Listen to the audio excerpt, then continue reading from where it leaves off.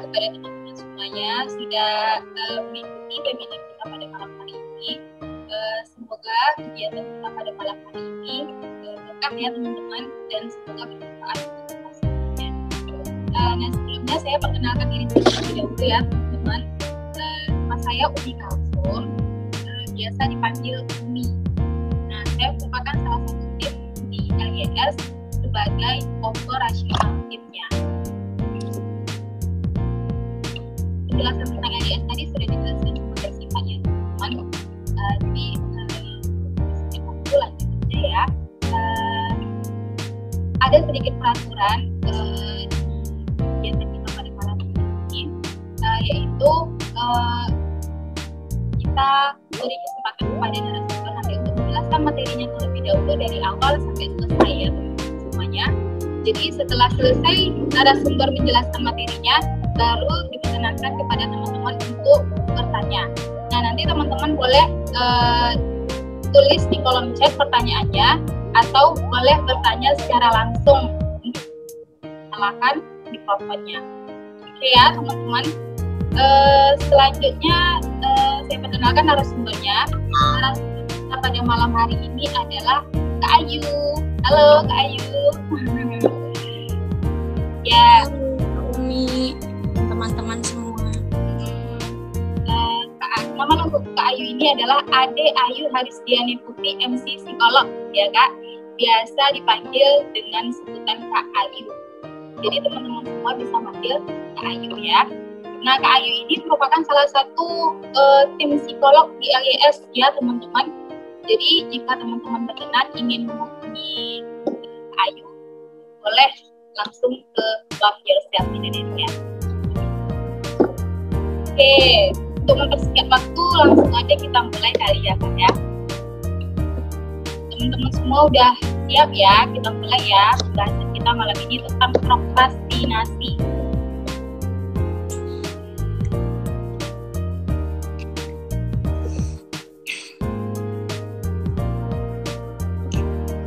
Oke, udah terlihat ya teman-teman ya.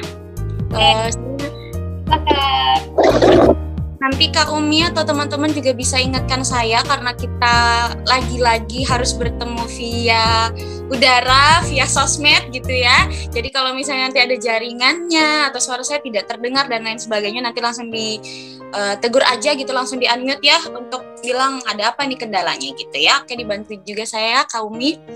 Oke, malam hari ini kita langsung aja mulai untuk mempersingkat waktu. Terima kasih buat teman-teman yang udah ikut bergabung, menyempatkan waktunya malam mingguan nih untuk tahu dan mengenal lebih dekat apa sih itu prokrastinasi gitu ya. Malam hari ini kita mau membahas tentang prokrastinasi yang pastinya tadi udah disinggung juga nih sama Teh Sifat. Kenapa sih teman-teman ikutan gitu? Apakah sedang mengalaminya? Atau pengen tahu aja apa sih sebenarnya itu istilah apa ya? Apakah itu asing gitu didengar sama teman-teman atau seperti apa? Ya kita bisa mulai next Kak Umi. Nah, inilah apa sih yang terlintas jika teman-teman itu mendengar atau membaca kata prokrastinasi. Ini sebenarnya mungkin pastilah teman-teman kalau misalnya ikut ini secara kurang lebihnya cari tahu dulu gitu ya. Apa sih ini gitu? Apakah aku mengalaminya? Jadi pengen tahu, atau kita bisa sharing bareng malam hari ini di sini. Jadi saya tidak menggurui teman-teman, nanti teman-teman juga bisa menambahkan atau sharing bareng tentang pengalamannya, atau ternyata pernah nih mengalami hal-hal kayak gini dan punya trik khusus untuk mengatasinya. Misalnya itu boleh banget nanti di akhir kita bisa sharing gitu. Biasanya jika kita menanyakan kepada orang lain, apa sih yang terlintas gitu saat kamu mendengar prokrastinasi? Biasanya orang-orang akan bilang, itu tuh kayak nunda-nunda gitu deh, gitu, nggak mau langsung dikerjain. Biasanya seperti itu. Nah, di saat pandemi seperti ini, banyak sekali ya teman-teman kegiatan kita di sosial media. Nah, itu biasanya juga makin banyak teman-teman jadinya tahu tentang kesehatan mental, karena saya sendiri merasa saat pandemi ini banyak sekali orang yang aware banget nih sama kesehatan mentalnya, dan itu hal yang bagus gitu ya. Jadi hal ini pun pembahasan kita malam ini itu juga banyak di platform-platform kesehatan mental lainnya, juga ada penjelasannya dan lain sebagainya. Pasti mungkin salah satu dari teman-teman sudah membacanya gitu. Nah, malam ini kita mau membahas tentang tema kali ini. Selanjutnya, Kak Umi. Oke, apa sih itu prokrastinasi? Kita harus tahu dulu ya, kenalan dulu gitu. Apa sih? Jadi prokrastinasi itu seperti yang bisa dibaca adalah pro-nya itu berarti maju, lalu ada crastiness-nya yaitu berarti besok atau nanti, kapan. Nanti itu yang kita belum tahu nantinya itu kapan, bisa besok, berapa jam kemudian, dan lain sebagainya. Nah, biasanya prokrastinasi ini adalah kecenderungan seseorang untuk menunda pekerjaannya atau menunda tindakannya atau juga keputusan. Jadi ketika dia mau memutuskan sesuatu, mengerjakan sesuatu, sudah berpikir nih aku mau melakukan A, tapi ditunda tindakan tersebut. Nah, biasanya prokrastinasi itu cenderung terhadap hal-hal seperti itu. Dan ternyata penelitian itu mengatakan bahwa prokrastinasi ini menjadi kegiatan yang sangat umum dan sering dilakukan oleh orang-orang. Jadi tidak hanya tentang pekerjaan atau pendidikan gitu ya teman-teman ya, karena banyaknya kita paham prokrastinasi ini tentang prokrastinasi akademik gitu ya, tapi juga ada yang lainnya gitu.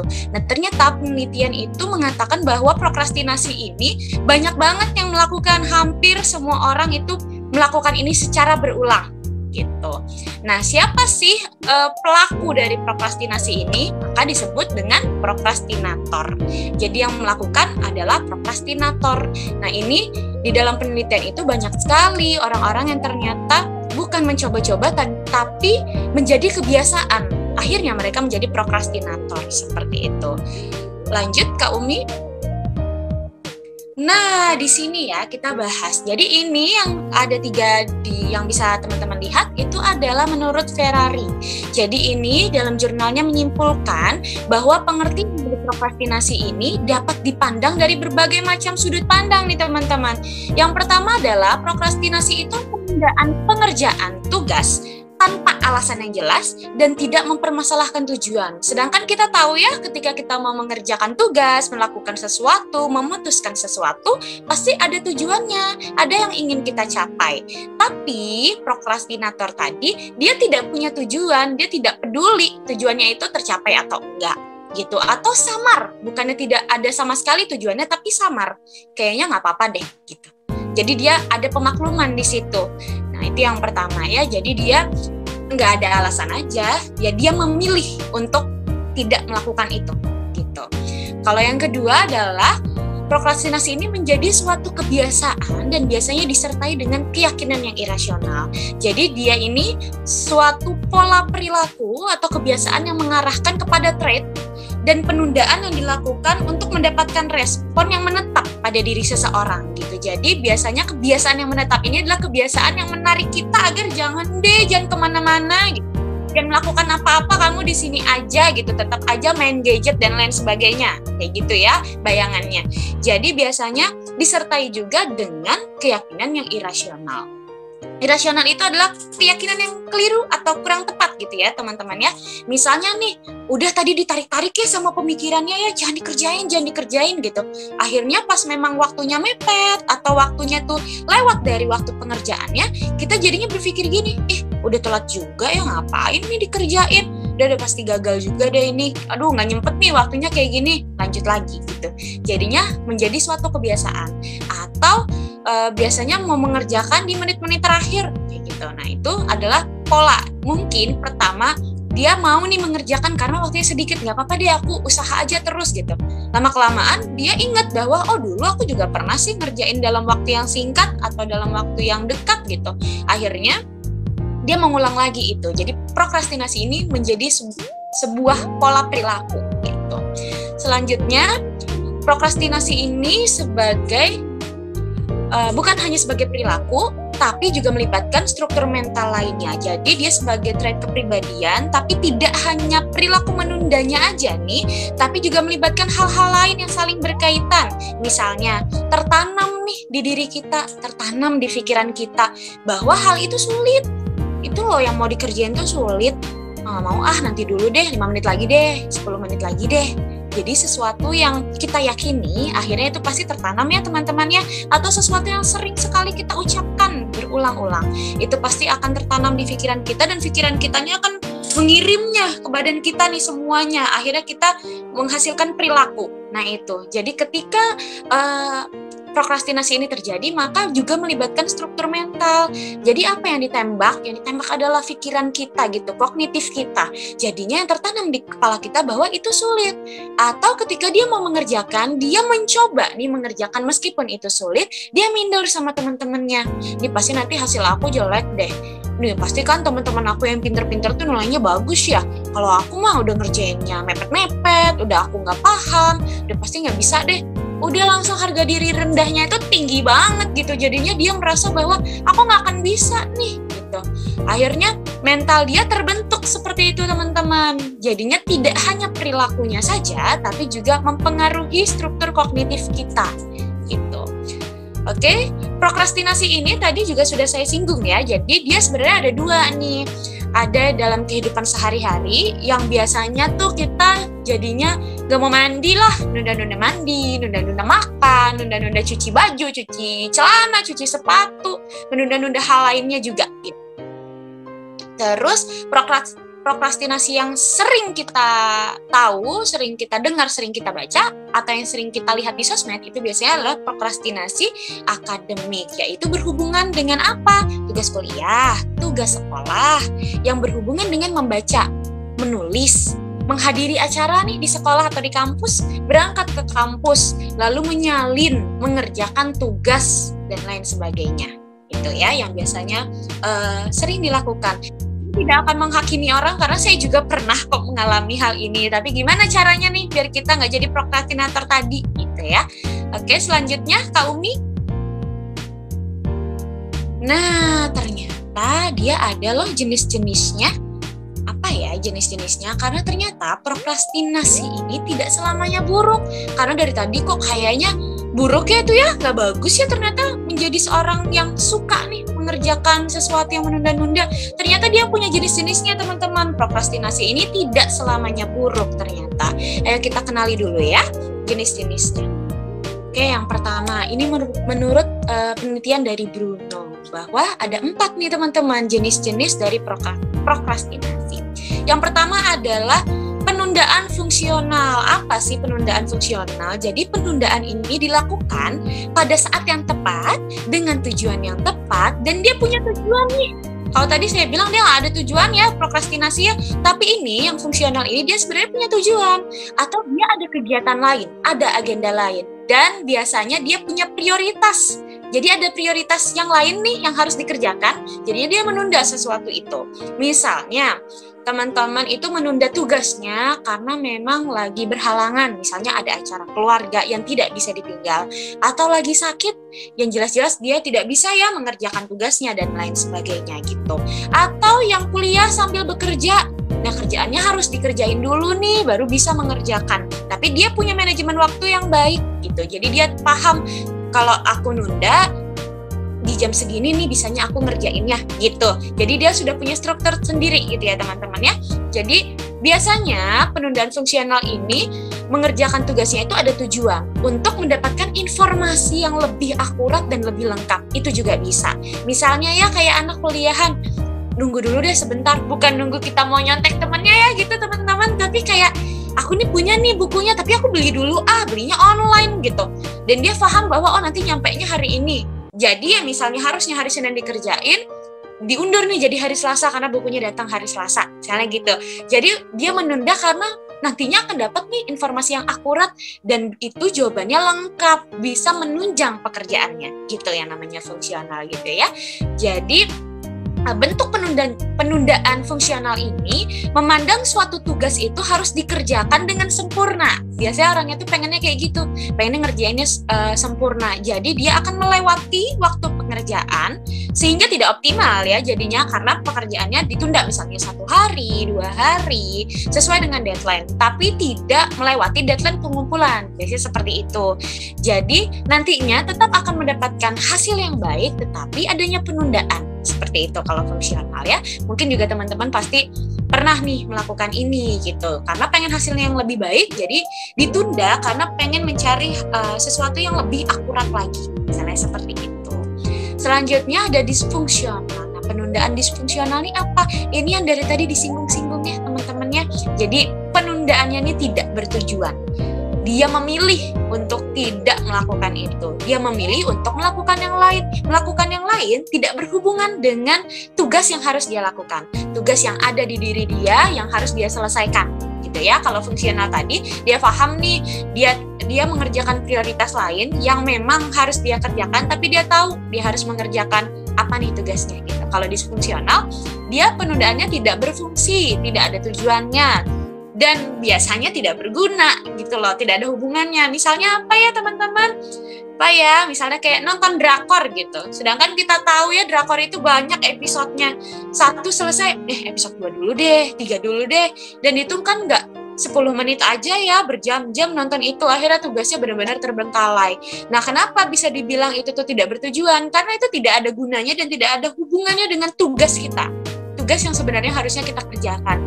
Kewajiban kita. Kewajiban itu seperti apa? Misalnya kayak Kak Umi sedang kuliah, berarti kewajibannya adalah menjalankan nih tugas-tugas kuliah. Tapi dia menyampingkan tugas itu karena pengen nonton drakor, misalnya kayak gitu. Atau mau teleponan sama pacarnya gitu.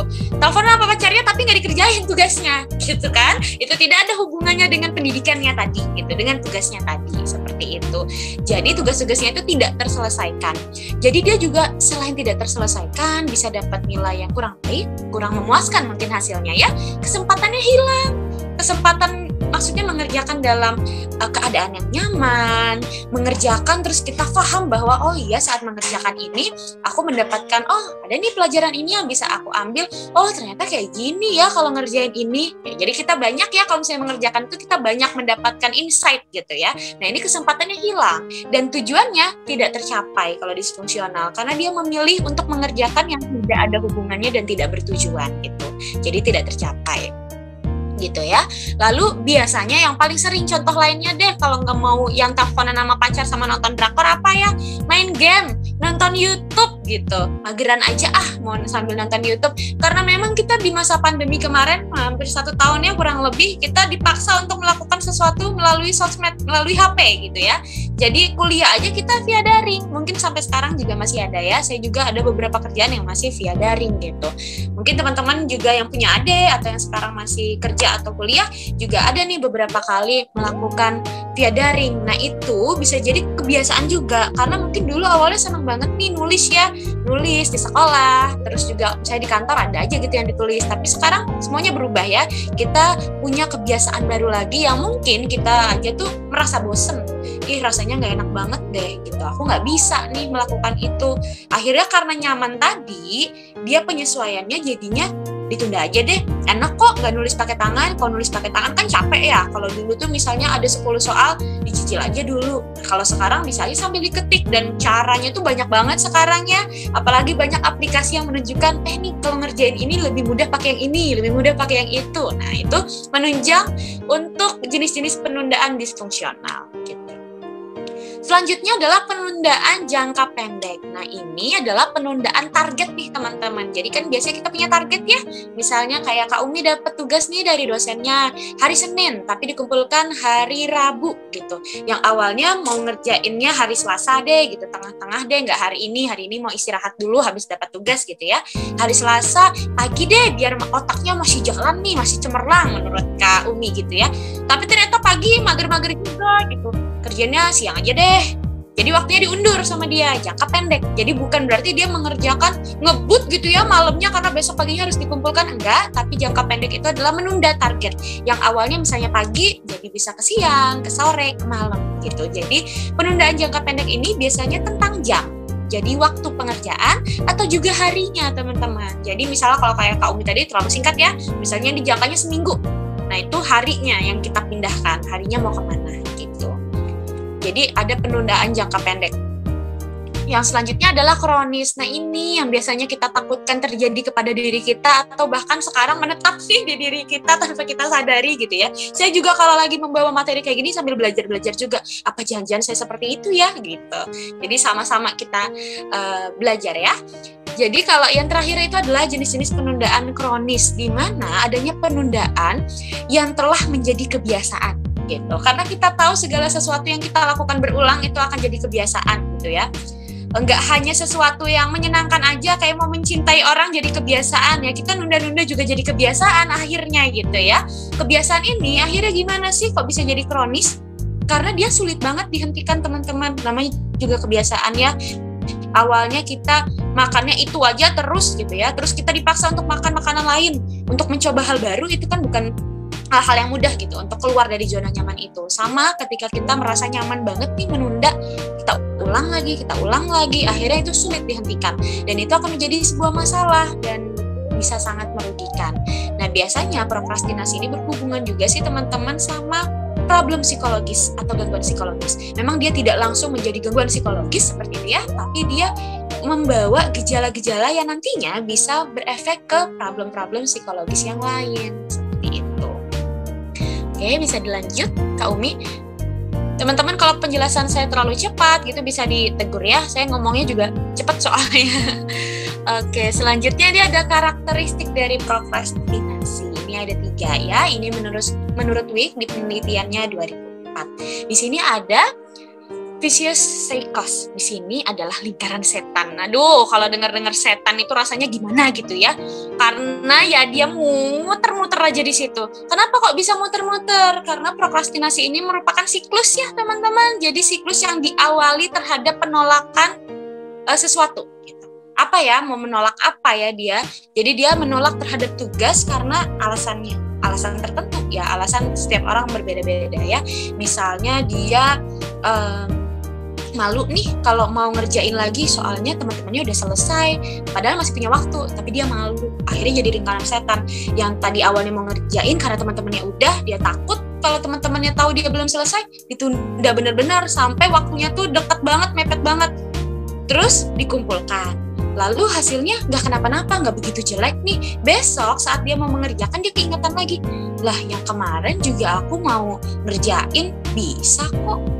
Kalau waktunya singkat, akhirnya dia ulang lagi itu, diulang lagi gitu. Jadi ketika dia menunda sesuatu, yang punya alasan sesuatu gitu ya, dia menolak dan dia mempunyai alasan melakukan seperti itu, tapi dia mendapatkan hasil yang kayaknya tuh nggak terlalu buruk ya menurut dia gitu. Meskipun menurut orang mungkin tidak baik hasilnya ya, tapi menurut dia itu sesuatu hal yang nggak terlalu buruk deh. Akhirnya itu jadi lingkaran setan. Jadi awalnya dia menolak, terus akhirnya oke lah aku kerjain gitu, tapi mepet-mepet deh gitu. Akhirnya dia dapat hasilnya, dia tidak terlalu buruk kok. Jadi dia akan muter lagi. Oh, ketika ada tugas dia akan merecall lagi. Aku pernah nih melakukan hal ini. Jadi dia muter kayak gini terus. Itu namanya lingkaran setan gitu ya.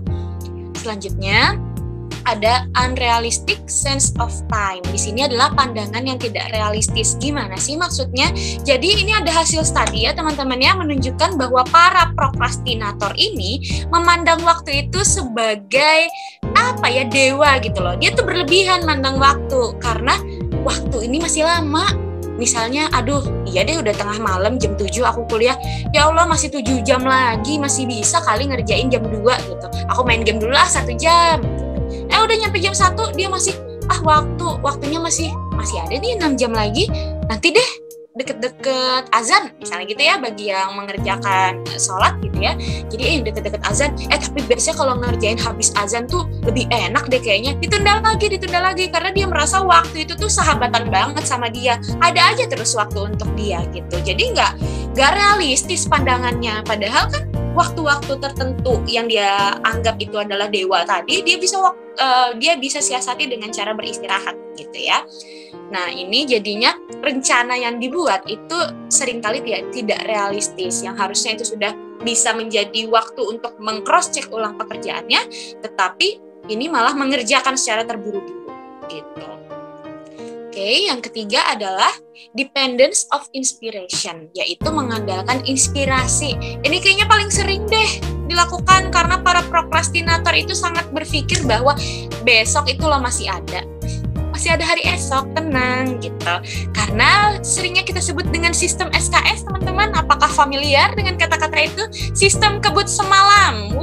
Bisa kalau sudah sistem kebut semalam. Kalau 2 hari, 3 hari sebelumnya bingung, mumet, lagi ngerjain, lagi ngetik, nggak dapat satu kalimat, nonton YouTube dulu lah 1 jam, nggak dapat lagi nih, oke kerjain lagi, nggak dapat, mumet nih kayaknya, buntu nih pikirannya gitu. Akhirnya nanti sampai berpikiran bahwa masih ada hari esok.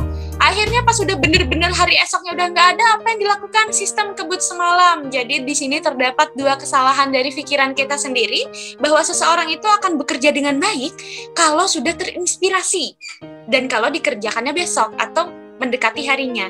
Jadi punya inspirasi gini. Padahal enggak, teman-teman. Bisa jadi itu karena kita terpacu oleh waktu, terpacu oleh ketakutan ketika melihat atau membayangkan ekspresi dosen atau bos di kantor gitu ya. Kalau kerjanya belum selesai nih gimana? Akhirnya kita tuh dipacu terus untuk gimana nih pikiran, ayo dong, kerjain dong, ini apa? Dapat tuh insight-nya. Oh iya, harusnya kayak gini nih, harusnya seperti ini nih. Padahal itu bisa kita latih, itu bisa kita tarik sendiri tuh pikirannya kalau misalnya kita mau mengerjakan. Ini masalah niat dan kemauan aja gitu.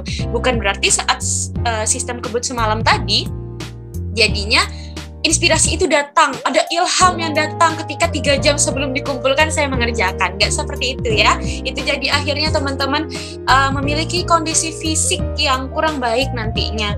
Jadi kesehatannya juga akan berpengaruh gitu.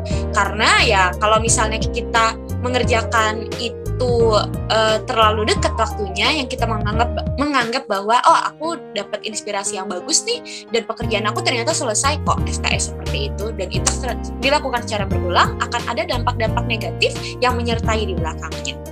Seperti itu. Selanjutnya Kak Umi. Oke, ada faktornya. Ini ada faktor internal dan juga eksternal. Di sini internalnya yaitu faktor yang ada di dalam diri ya. Seperti yang kita tahu itu ada di dalam diri kita sendiri. Meliputi apa sih dia? Kondisi fisik. Kondisi fisik sama seperti misalnya ada keterbatasan ya, misalnya kita sakit, kita mengalami bencana gitu ya, misalnya tangannya kenapa, kakinya kenapa, jadi adanya penundaan gitu ya. Terus ada juga di selain fisik, di kondisi psikologisnya. Misalnya memang seseorang ini terlambat nih daripada teman-temannya terlambat gitu ya, mungkin daya tangkapnya berbeda sama teman-temannya yang lain gitu. Dia butuh waktu yang lama untuk memahami soal, dia butuh waktu yang lama untuk gimana nih mencocokkan pertanyaan dengan jawabannya gitu, atau dia emang orangnya tuh lamban sekali gitu, berbeda dari teman-teman yang lain itu. Jadi ada faktor di diri dia sendiri yaitu kondisi fisik dan juga kondisi psikologisnya.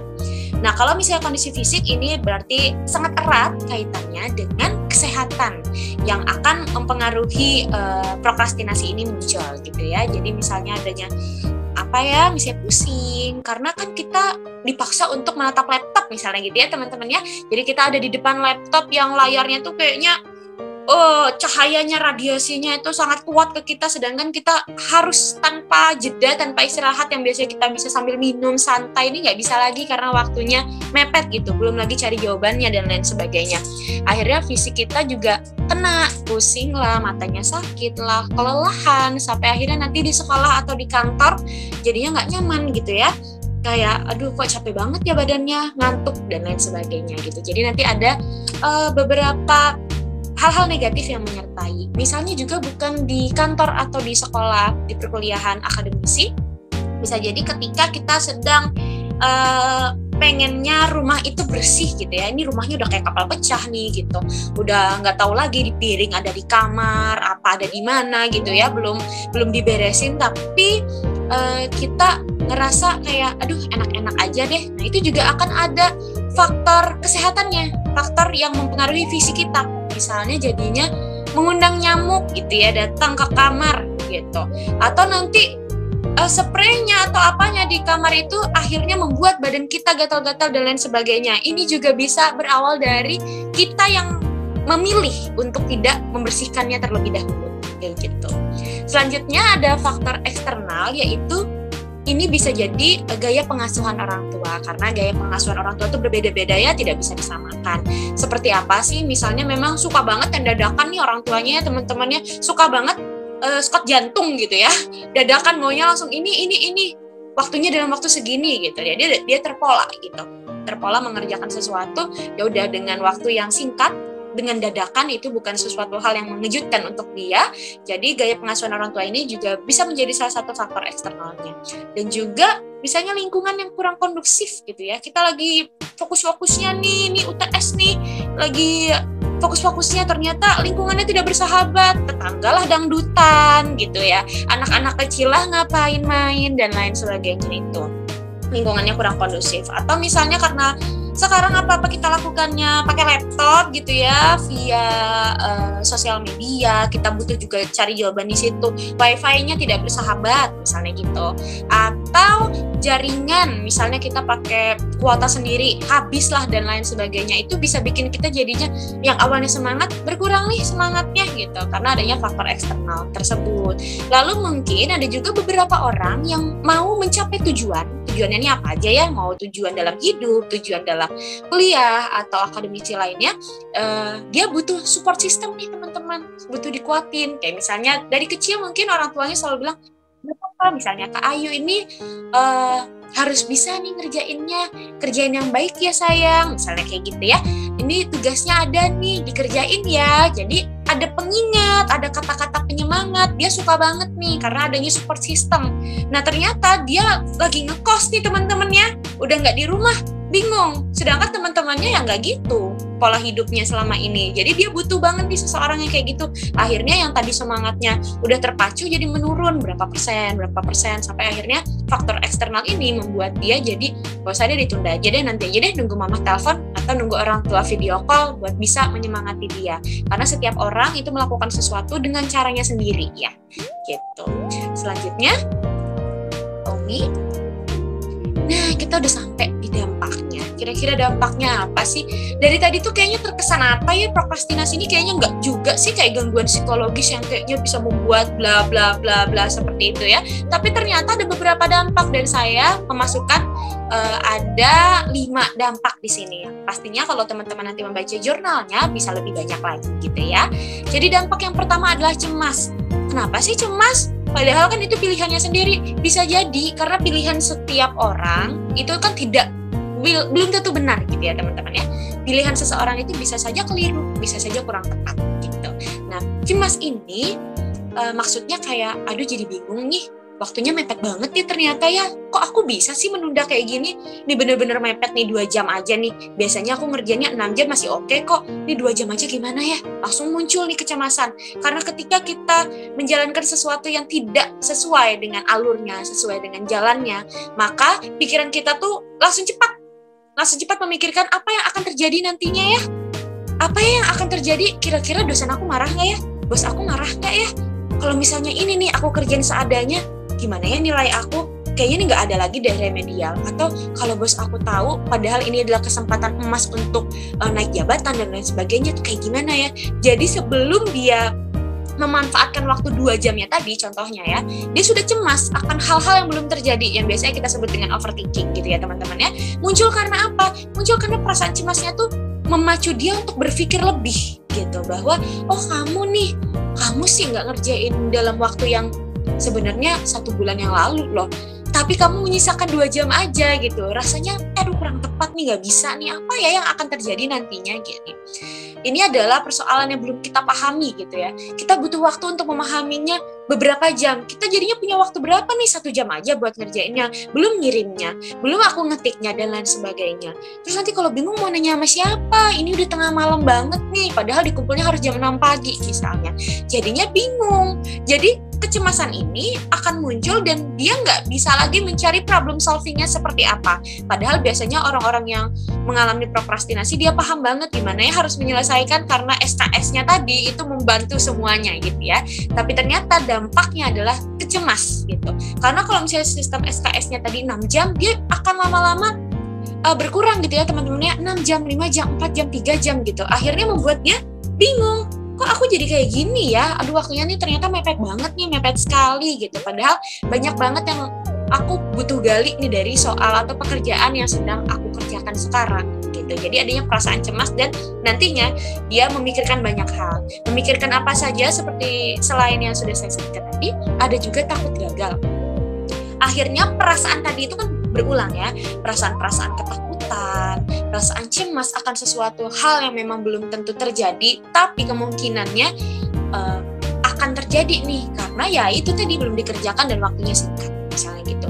Jadi akhirnya dia bisa banget menyalahkan dirinya karena nanti hasilnya tidak optimal. Meskipun misalnya bos atau dosen menyukai aja nih pekerjaan itu, nggak ada komen apa-apa nih, tapi tidak seperti itu yang kita harapkan. Jadi ketakutan akan kegagalan itu akan muncul. Karena meskipun kita terbiasa dengan SKS, tapi ya akhirnya takut juga gagal gitu. Karena tidak semua ya tadi berjalan dengan semestinya. Pasti ada juga nih kegagalan di dalamnya gitu. Lalu akan menimbulkan apa? Hasil kerja yang buruk. Saking cepatnya kita mengerjakan, kita lupa bahwa kita butuh ketelitian dalam kerjaan apapun. Dalam pekerjaan apapun, pekerjaan rumah, pekerjaan kantoran, pekerjaan di akademik, dan lain sebagainya. Kita butuh ketelitian. Saking cepatnya, akhirnya kita dapat nih, kita menuai hasil kerja yang kurang baik, yang buruk. Karena buruknya seseorang itu berbeda-beda ya. Mungkin menurut Kak Umi, 8 itu udah buruk, karena biasanya dia dapatnya 9,5, 10 gitu. Mungkin menurut saya ya buruk itu ya 5, di bawah 5 gitu ya. Itu berbeda setiap orang. Jadi nantinya dia akan mengalami hasil kerja yang buruk gitu. Selanjutnya adalah regulasi diri yang rendah. Jadi regulasi diri itu teman-teman, pikiran, perasaan, dan juga pola tingkah laku kita yang dimunculkan di dalam diri kita sendiri, yang itu sudah ada rencananya gitu teman-teman. Sudah ada rencananya, terus juga sudah disesuaikan, dan juga dia punya tujuan nih teman-teman untuk apa kita melakukan itu regulasi diri ya. Tapi ternyata kalau kita berada nih dalam zona nyamannya kita yang kita sebut prokrastinasi tadi, jadinya rendah. Kenapa? Kita nggak bisa memplanning sesuatu. Karena tadi dia memanfaatkan waktu aja. Seberapa nih aku bisanya gitu. Jadi udah nggak ada lagi perencanaannya. Lalu tadi saya singgung adalah regulasi diri, dia ada penyesuaian terhadap jam berapa ya kira-kira aku nyamannya ngerjain gitu. Atau kita sesuaiin deh, soalnya nanti jam segini aku mau ada acara, jam segini aku pengen nonton telenovela atau sinetron gitu ya, jam segini aku mau nonton sinetron yang di TV, nggak bisa diganggu-gugat, jadi ngerjainnya sebelumnya. Nah, orang yang mempunyai regulasi diri yang rendah, dia tidak punya itu penyesuaian terhadap dirinya. Jadi hidupnya tuh ngalir aja. Kalau saya pribadi ya menganggap bahwa hidup ngalir aja tuh ya nggak ada tujuannya, bingung, maunya kayak gimana. Sedangkan kita tuh nggak bisa hidup dengan ngambang, terawang, nggak ada abu-abu, nggak jelas gitu ya. Mungkin kita ada nanti di situasi seperti itu, tapi bukan berarti hidup kita tuh tidak ada tujuannya. Nah, regulasi diri yang rendah ini, dia tidak punya tujuan sama sekali. Tujuannya nggak usah jauh-jauh, misalnya kuliah, harus lulus tepat waktu, kumlot, dan lain sebagainya misalnya gitu ya. Regulasi diri yang rendah ini jangankan tujuannya seperti itu, tujuan yang deket aja deh. Ada tugas 5 nih, hari ini aku harus ngerjain 1 deh minimal, besok aku bisa kerjain 2 dan lain sebagainya. Itu tidak bisa. Jadi regulasi dirinya itu tidak ada. Dia tidak bisa memikirkan, rasanya itu udah nggak ada, takut dan lain sebagainya. Itu rasanya belum waktunya, karena rasa takut dia, cemas dia, takut gagalnya muncul ketika di jam-jam SKS tadi gitu. Jadi kalau dipikirkan sekarang nggak muncul itu perasaannya. Lalu tindakan yang dimunculkan adalah mengerjakan sesuatu yang tidak ada hubungannya dengan kewajiban kita gitu. Jadi tidak ada manfaatnya gitu. Akhirnya direncanakan tidak sesuai, bahkan tidak ada perencanaan, tidak ada penyesuaiannya. Akhirnya karena 2 ini tidak ada, ya dia tidak punya tujuan gitu ya. Regulasi diri itu seperti itu. Lalu manajemen waktu yang buruk. Nah, manajemen waktu yang buruk ini biasanya kita lebih ke menyalahkan diri sendiri. Tuh kan harusnya tadi tuh aku nggak nonton drakor deh, jadinya aku kebablasan nih sampai 5 episode gitu. Pengennya tadi 1, tapi penasaran nih kenapa nih pemain utamanya kok gini kok gitu gitu. Akhirnya lanjut lagi gitu. Atau pengennya main game gitu ya, main game, aduh kok mati ya di babak pertama itu, di babak lagi apa ya kalau game itu ya, lagi main nih di pertama gagal, pengen lagi main di 2, ketiga dan seterusnya gitu. Jadi kita bisa menyalahkan diri kita sendiri akhirnya teman-teman.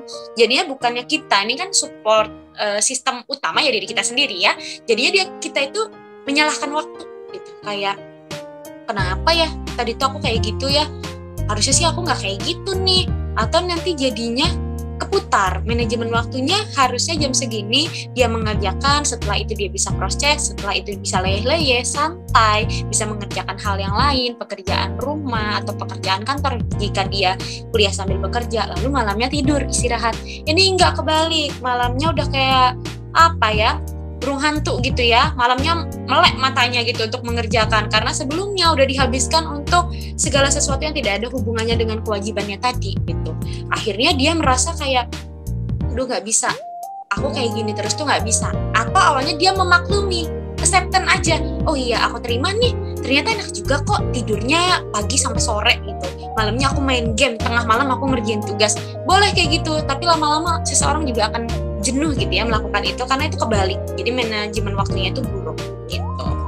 Selanjutnya Kak Umi. Oke, kita masuk ke tips-tipsnya. Nah, seperti yang biasanya juga saya bilang kepada siapa saja gitu yang bertanya sama saya tentang tips and trick biasanya gitu ya. Apa ya Kak Ayu biasanya tipsnya untuk ini, untuk itu? Nah, menurut saya tips itu berbagai macam ya, karena setiap orang itu bisa menyelesaikan permasalahan di hidupnya atau bisa lebih mulus mengerjakan sesuatu, itu tergantung dia maunya mengerjakan seperti apa, nyamannya seperti apa.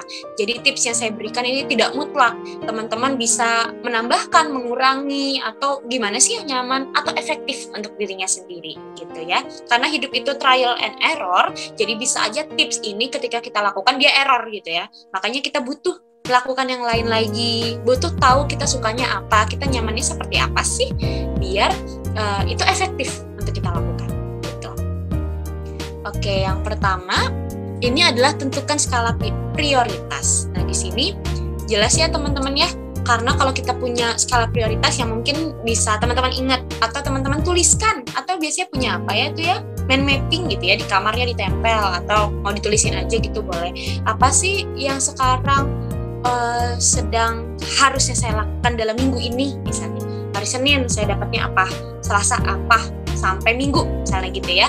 Terus juga di compare, ini adalah tugas di kantor atau di sekolah gitu ya. Di rumah saya sebagai misalnya seorang istri atau seorang anak, seorang suami yang mungkin punya anak juga gitu. Jadinya ada beberapa tugas yang itu adalah kewajiban yang harusnya kita lakukan, dan gimana caranya kita ngebalance ini, kerjaan atau juga pekerjaan rumah atau juga pekerjaan tugas-tugas akademisi misalnya kayak gitu ya. Jadi kita harus bisa tentukan skala prioritasnya dulu, kira-kira apa yang harusnya kita lakukan, misalnya dengan deadline yang paling mudah dulu deh duluan bisa, atau paling cepat harus dilakukan, yang bisa dilakukan secara bersama-sama apa, itu bisa dituliskan dulu. Kalau misalnya kita ingat-ingat dan kita tuh ternyata bukan seseorang yang suka mengingat gitu, rasanya susah, sulit, jadi kita tuliskan aja biar kita bisa bantu, kita bisa coret kalau itu sudah selesai. Kita juga jadinya mengingat, rasanya nggak ada lagi deh tugas kita layah-layah, ternyata kita lupa bahwa kita punya tugas tambahan gitu. Kalau nggak kita tuliskan, kita bisa lupa ya. Jadi kalau misalnya menentukan skala prioritas,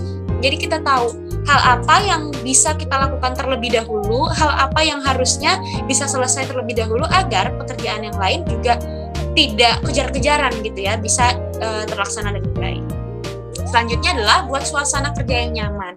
Di sini mau pekerjaan apa saja, pekerjaan rumah bisa, mau menyapu, menyuci dan lain sebagainya, dibuat nyaman aja. Misalnya kita ambil contoh tentang mengerjakan tugas ya, mengerjakan tugas kuliah misalnya, maunya gimana sih? Oh, maunya ngerjakannya di kamar sendiri, sunyi misalnya gitu. Boleh, karena suasana kerja ini beda-beda ya. Mungkin saya suka banget nih ngedengerin musik, jadi saya lebih enjoy, lebih mudah mengerjakannya, lebih masuk, lebih dapat inspirasi atau ilham gitu ya bahasanya anak-anak zaman sekarang. Nah ini kalau Kak Umi ternyata dia nggak suka, dia harus di dalam kamar yang sunyi, sepi, dia aja itu cepat dia ngerjain. Nah ini disesuaikan dengan teman-teman sukanya kayak gimana gitu. Misalnya juga saya sukanya pakai wangi-wangian nih, pakai apa itu namanya, aromaterapi gitu. Jadi lebih enak gitu. Bisa juga mendengarkan musik, bisa ngemil-ngemil boleh, mau sambil makan berat, mau nasi padang, mau cookies dan lain sebagainya, terserah seenaknya aja kayak gimana sih suasana nyamannya gitu.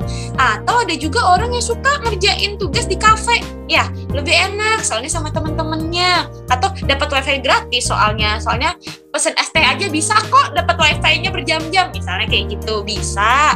Ada juga, atau maunya ngerjain sama teman-teman tapi nggak di kafe, di rumah atau via Zoom dan lain sebagainya. Nah itu silakan teman-teman buat sendiri deh suasana nyamannya itu seperti apa. Selanjutnya, buat jadwal pengerjaan. Di sini kapan ya kira-kira kita tuh paham bahwa otak kita nih bisa nih diajak kompromi, gak hanya otak tapi perasaan, mood kita. Lalu tangan kita nih enak diajak buat ngetik, diajak buat nulis dan lain sebagainya. Kita juga punya waktu luang yang agak banyak gitu. Kapan ya? Misalnya saya ambil contoh diri saya sendiri ya. Saya nggak akan pernah bisa tidur dulu baru ngerjakan tugas. Itu nggak bisa, karena untuk bangun itu tuh saya punya effort lebih gitu ya. Untuk meninggalkan kasur itu tuh rasanya saya punya effort lebih, teman-teman. Jadi kalau misalnya saya ngantuk banget, itu berarti kesalahan saya sebelumnya, kenapa nggak saya kerjain tuh tugasnya gitu. Saya tunda karena apa nih? Saya nggak bisa kayak misalnya teman-teman yang bisa tidur dulu, nanti habis sholat subuh ngerjain. Saya nggak bisa, habis sholat subuh tuh saya nggak bisa sama sekali, jadi bingung. Kalau ngebuka laptop bingung, apa ya, ngapain ya, tiba-tiba bingung udah 7:30 gitu ya, nggak bisa.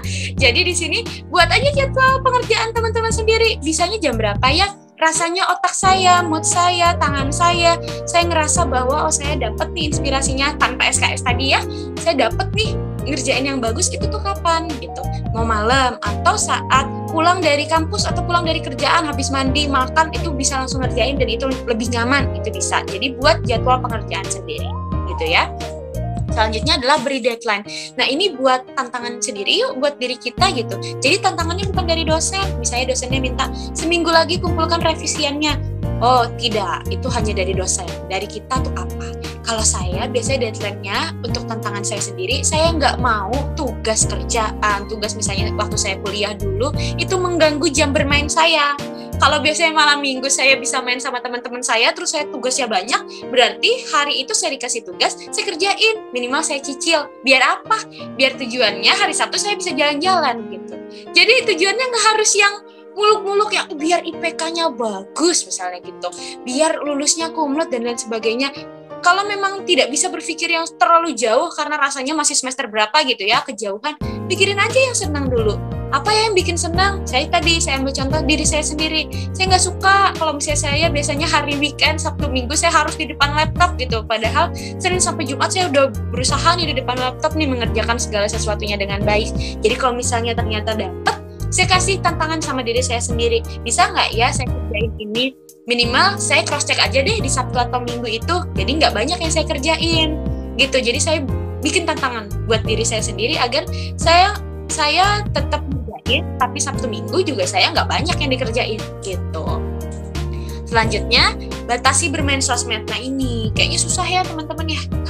Sebelum pandemi kayaknya juga susah, ditambah pas pandemi semua kita lakukan lewat HP gitu, rasanya aduh. Kalau kita nonton YouTube, kalau saya pribadi ya, saya nonton YouTube di sampingnya tuh ada sugesnya ya, ada apalagi nih yang pengen kita tonton gitu. Awalnya pengennya nonton 1, jadinya nontonnya 5 gitu. Jadinya nontonnya 15 gitu. Nah, batasi bermain sosmed. Selain itu juga yang punya Instagram mungkin bisa nih, jadinya pengen lihat nih IGTV gitu. IGTV lama lagi ya, udah mirip-mirip YouTube gitu. Mau like-likein dulu atau mau lihat dulu nih, kira-kira mantan hari ini lagi ngapain ya. Aduh lama deh stalking ya. Jadinya aduh lupa tuh. Sudah gitu lama ngeliatin stalking mantan, dah udah pusing duluan, tugasnya nggak kerjain misalnya gitu. Atau kita laginya lihat berita nih, politik misalnya atau bencana dan lain sebagainya, kebawa ada emosi ya. Ini kok bisa kayak gini ya, udah kepake duluan yang harusnya tadi kita pakai untuk tugas, kepake nih karena ngeliat sosmed gitu, ngeliat gosip atau ngeliat apa yang kita terpacu juga emosinya, misalnya seperti itu.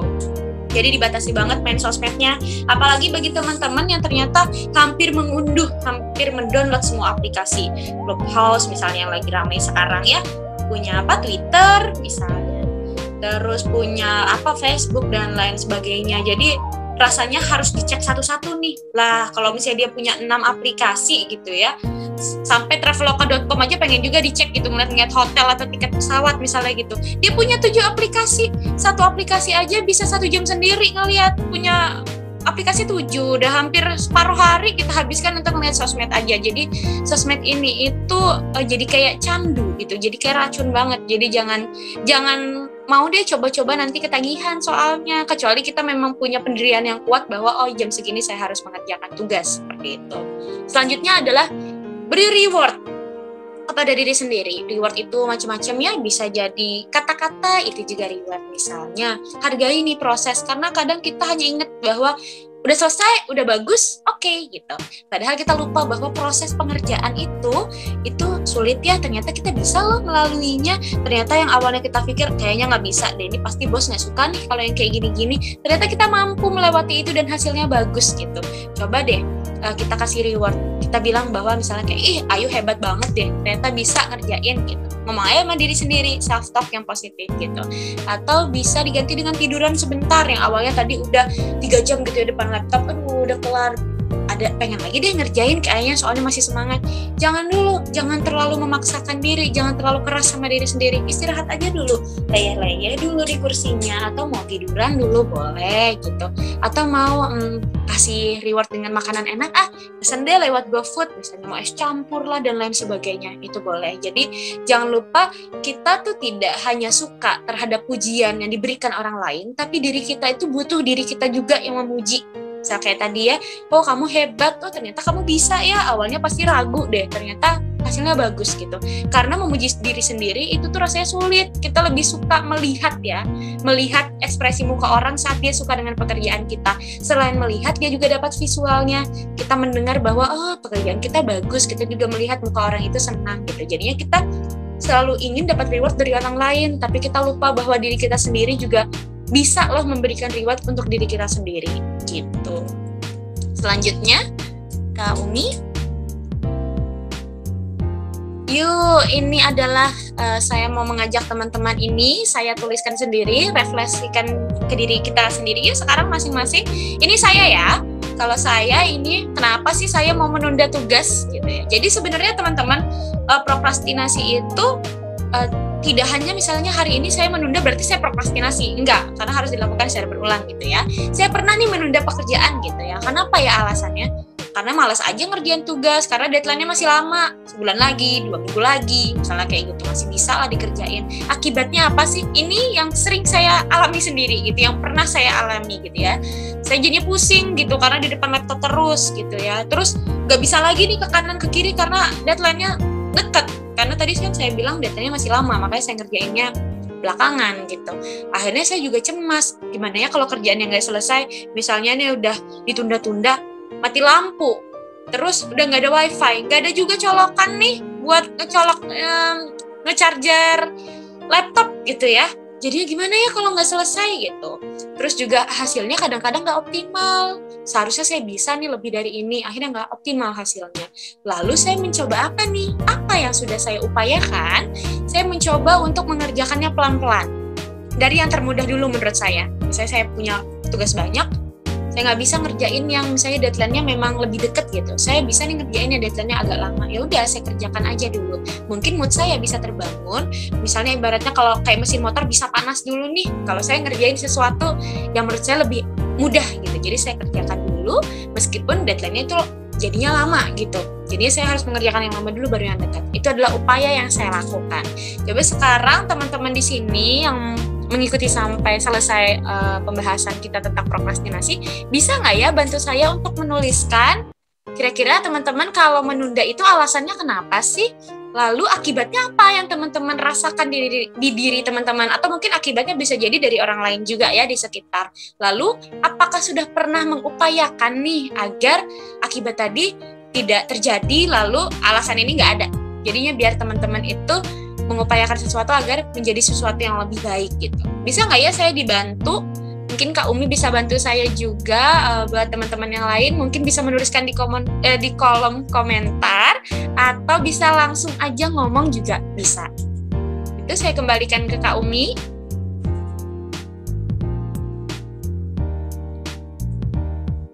Gimana teman-teman, ada yang bisa bantu saya? Ayo teman-teman yang lain, saya tadi boleh ditulis di kolom chat, boleh ya. Jadi udah. Atau Kak Umi mau coba? Atau nggak pernah menunda tugas jangan Kak Umi ya? Ini kayaknya Kak. Tapi saya tidak. Gimana? Apalagi kalau deadline-nya masih lama, paling males, udahlah nanti aja, masih lama kan. Itu sudah ya. Jangan sampai dari tadi saya omongkan kok aku banget gitu ya. Coba ada tuh, boleh tuh. Kak Ada mau coba refleksi diri, boleh, mau ditulis boleh, mau ngomong juga boleh. Diucapkan. Kalau nanti ditulis bisa dibaca. Halo Kak Ayu. Halo. Ada. Maafin, aku nggak buka videonya. Nggak apa-apa. Jadi kan tadi Kak Ayu bilang kalau prokrastinasi itu dilakukan secara berulang ya. Sebelum refleksi diri sebelum refleksi diri. Nah, jadi apakah diulangnya itu dalam satu tugas gitu? Maksudnya kan berulangnya itu satu tugas atau beberapa tugas kayak gitu. Misalnya aku harus ngerjain, aku harus bikin esai gitu. Esai, terus aku juga ada lagi tugas lain gitu. Mau nyesain kerjaan gitu. Misalnya kayak gitu kan. Ada bikin esai sama mau bikin kerjaan. Nah, ternyata yang maksud berulangnya itu di satu tugas ataukah di beberapa tugas itu dimaksud maksudnya apa namanya? Apakah itu masuk prokrastinasi juga kayak gitu? Jadi berulangnya itu di beberapa tugas gitu, nggak hanya gitu. Mau tanya itu dulu nanti. Oke. Nanya dulu boleh kalau nanya. Iya, ya boleh nanya. Saya jawab ya, ada ya. Jadi kalau prokrastinasi itu beda dengan kita memilah mana yang mau kita kerjakan terlebih dahulu. Kayak gitu ya, tadi contohnya dari Kak, siapa tadi Kak? Kak Adah ya. Kalau kayak Kak Adah tadi misalnya Kak Adah punya kerjaan banyak nih ya, nggak mau nih ngerjain yang esai dulu, karena tahu nih alasannya apa, misalnya susah nih, jadinya males deh, atau nggak suka nulis Kak Adah itu orangnya. Jadi dia akan memilih mengerjakan yang lain. Beda, kalau prokrastinasi dia memilih untuk mengerjakan yang bukan tanggung jawab dia, yang bukan kewajiban dia juga gitu. Jadi dari tadi saya tuh memberikan contohnya tuh yang jauh ya, misalnya ini ada tugasnya, Kak Ada lebih milih nonton YouTube, lebih milih nonton konser, lebih milih jalan-jalan aja sama teman-temannya gitu, atau lebih milih Zoom bareng tapi nggak ada hubungannya juga dengan ilmunya, misalnya nggak ikut webinar seperti ini tapi ada bikin Clubhouse ya zaman sekarang ya, yang kayak gitu yang bisa dengerin apa nih pembahasan apa nih hari ini yang tidak ada hubungannya sama sekali kayak gitu. Jadi prokrastinasi itu dia adalah proses aktif ya teman-teman ya. Jadi kamu teman-teman itu memilih untuk melakukan sesuatu yang lain daripada tugas yang seharusnya harus kita lakukan, yaitu kewajiban kita ya. Kalau misalnya ada pertanyaan apakah prokrastinasi ini mirip gitu ya atau sama dengan malas, sebenarnya itu sangatlah berbeda ya. Karena kalau prokrastinasi tadi saya bilangnya itu adalah aktif, jadi proses kita memilih. Nah kalau malas ini sikapnya apatis ya, jadi tidak aktif gitu ya teman-teman ya. Dia nggak mau aja, mageran aja kita gitu ya. Kalau zaman sekarang bahasanya mager aja, kita nggak mau aja ngelakuin itu, pengennya leyeh-leyeh aja gitu. Nah kalau prokrastinasi ini dia nggak hanya pengen leyeh-leyeh aja, dia mungkin aktif di kegiatan yang lain yang dia mau aja gitu. Dia nggak mau aja menjalankan kewajiban itu gitu kalau prokrastinasi Kak Adah ya. Jadi kalau misalnya pertanyaannya tadi bukan seperti itu prokrastinasi. Jadi bisa jadi itu karena dia sudah memilah, dia sukanya pekerjaan yang mana sih. Misalnya ada tugas 2, satunya bahasa Indonesia, satunya bahasa Inggris. Dia nggak suka bahasa Inggris, makanya dia selalu menunda di bahasa Inggris. Tapi dia menunda di pekerjaan ini aja, tapi pekerjaan yang lain, kewajiban yang lain, tugas-tugas sekolah yang lain, atau pekerjaan yang lain itu bisa diselesaikan. Berarti dia mungkin sudah punya skala prioritas sendiri meskipun tidak dia tuliskan gitu. Secara tidak langsung dia sudah memilah itu gitu Kak Ada. Oke Kak, berarti mau konfirmasi, berarti yang itu yang tadi bedanya. Berarti kayak misalnya polanya berulang itu di satu tugas itu ya. Jadi menundanya misalnya deadline bikin esai itu harusnya di Maret tanggal 15 gitu. Nanti dulu mau hangout sama teman dulu gitu. Itu kan tuh. Terus nanti dulu besoknya lagi gitu. Nanti dulu dia mau ini dulu mau ini dulu kumpul sama keluarga dulu gitu misalnya. Berarti itu pola berulangnya tuh di satu tugas itu ya kayak tadi kan ada katanya maksudnya itu yang iya. Jadi prokrastinasi itu pokoknya kita memilih untuk tidak melakukan kewajiban itu aja intinya. Okay. Kewajibannya ya beda. Kewajibannya apa? Bisa aja kewajibannya Kak Ada ya nyapu rumah gitu. Ya nyapu rumahnya itu yang nggak mau. Jadi ketika kita dihadapkan pada hal itu, dia akan mengalihkan. Dia nggak suka ada di situ. Beda dengan dia kayak tadi tidak mau esai karena apa? Karena ya susah, karena itu bahasa Inggris misalnya dia nggak bisa dan lain sebagainya gitu. Dan ini dia memilih untuk tidak melakukan kewajibannya. Gitu. Oke. Ya paham. Gimana coba bisa nggak direfleksikan ke diri Kak Ada? Apakah itu sudah pernah terjadi atau contohnya pernah malas aja deh, tidak sampai prokrastinasi misalnya gitu? Aku nggak tahu berarti ini Kak. Jadi alasannya ini contohnya bikin esai Kak. Ini beneran. Ini beneran ya ternyata. Maksudnya relate banget yang lagi aku rasain gitu. mau bikin esai. Itu esainya banyak, ada berapa 4 pertanyaan. Terus alasannya itu karena banyak banget sumber yang harus dibaca. Sebenarnya udah download gitu beberapa sumber, atau udah ada nih sumber yang harus dibacanya gitu. Udah ada sumbernya, tapi banyaknya jadi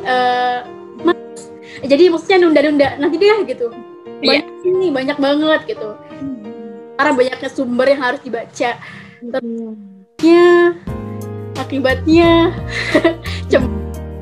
cemas terus, karena sebenarnya aku tuh udah bikin list kegiatan hari-hari yang harus dilakuin gitu loh, Kak. Tapi karena esai itu nggak aku checklist, biasanya kan aku kalau kerjain sesuatu itu aku checklist itu, nggak aku checklist di hari itu. Jadi cemas sama tidak puas gitu, nggak puas gitu. Ya ini target ini nggak capai gitu. Jadi kayak gitu. Terus upayanya belum ada upaya. Nggak apa-apa. Kira-kira apa ya upayanya biar itu tidak begitu lagi gitu? Dapat nggak kira-kira apa ya harusnya? Sebenarnya upayanya sih harusnya baca satu-satu sumbernya, tapi juga gak apa-apa, yang penting dapat dulu insight-nya ya, tahu dulu apa yang dilakukan, niatnya maju mundur gitu ya. Nyarinya aja susah nih Kak, banyak lagi sumbernya, suruh baca lagi gitu ya. Mending kalau nyari keketik sendiri gitu ya Kak ya. Gak apa-apa, yang penting ada dulu insight-nya, kali aja nanti insight-nya ini akan menarik perasaannya, mood-nya dan pikirannya untuk mengerjakan gitu ya. Gak apa-apa, yang penting ada upayanya.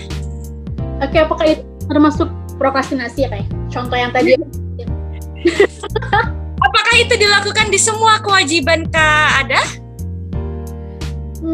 Enggak. Esai aja sih. Jadi kalau yang apa? Karena malas tadi ya. Banyak yang dicari.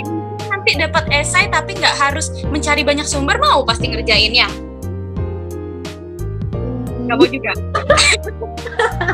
Gak usah kuliah kalau nggak mau gimana? Sebenarnya tuh kayak tugas lain tuh kayak mau aku kerjain gitu. Maksudnya tugas itu mau kerjain, cuma esai ini karena susah dan banyak sumber yang harus dibaca gitu. Ada alasannya gitu kan, insight. Jadi ya aku nunda terus gitu. Berarti udah lebih dari 10 hari nundanya. Jangan bangga dong jadinya Kak. Aku menertawakan diri sendiri.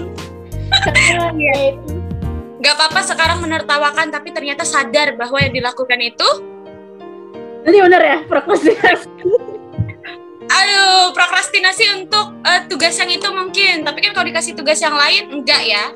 Nanti Kak, kalau misalnya ini tuh penuh pemakluman ya, dimaklumin aja, orang cuman tugasnya yang esai aja yang dikerjain, kalau tugas-tugas yang lain enggak kok gitu. Tapi kalau ini dilakukan cara berulang, akhirnya nyaman kan ya? Nyaman, terus di kerjaan yang lain yang awalnya kerjaannya mudah kita lakukan, tapi akhirnya yang susah ini loh enak, aku santai aja 10 hari sampai 3 minggu aku nggak ngerjain, akhirnya kerjaan yang lain juga bisa kayak gitu. Karena nyaman itu adalah jebakan Kak. Jadi jangan sampai kita terjebak nih. Kalau Kakak sudah tahu ini 10 hari dan itu kurang tepat, yuk coba upayakan yang tadinya harus kita lakukan. Karena kita keluar dari zona nyaman itu memang bukan hal yang mudah. Kita melangkah ke hal yang baru itu pasti sulit. Langkah pertama memang akan sulit, tapi sama seperti kita berjalan ya. Kita kalau udah jalan berirama gitu, akhirnya kita juga jadi kebiasaan. Jadi kita ubah kebiasaannya yang tadinya menunda, jadi kita coba dulu. Bisa jadi kebiasaan menunda kita ini karena kita tidak mau mencoba gitu. Kita udah lihat ini aja ya, 10 jurnal gitu ya, 10 sumber itu tuh rasanya susah banget dibaca gitu. Aduh, ini panjang banget lagi, mana intinya gitu. Udah mikirnya gitu duluan, padahal belum dicoba. Padahal janjian kalau dicoba bisa kok 1 hari selesai. Ini kayak gitu. Jadi jangan sampai ini jadi kebiasaan Kak ya. Oke, makasih Kak. Iya. Bisa yang lain ada yang sudah ngasih contohnya? Siapa tuh? Halo Kak, izin masuk.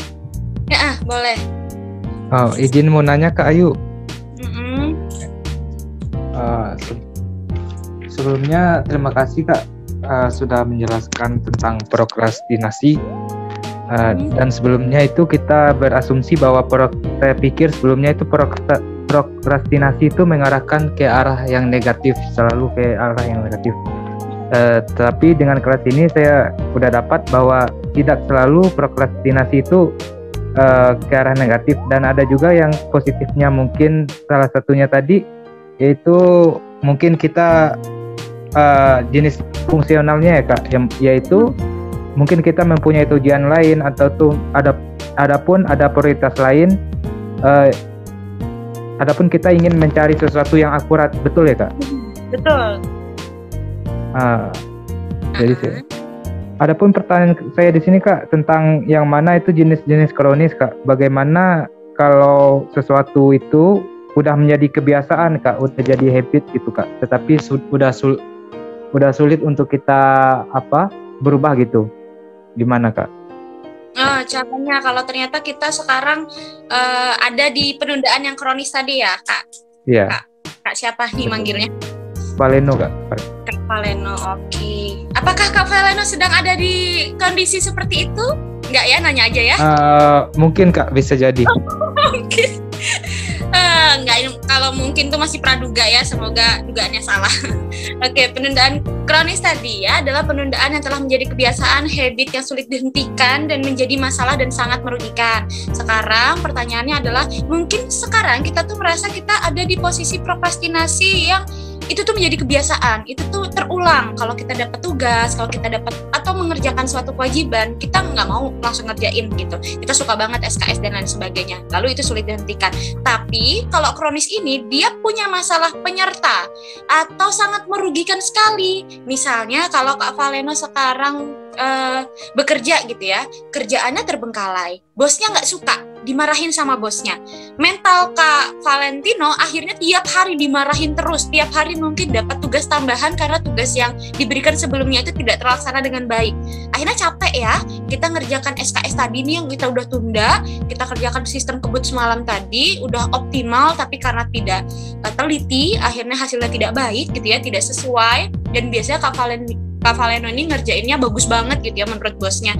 Ternyata nggak bagus, akhirnya dimarahin habis-habisan. Sedangkan sebelumnya fisiknya udah bermasalah ya Kak, kecapean jadinya ya. Ngerjakan atau kayak tadi ya dapat sumber banyak, kecapean gitu.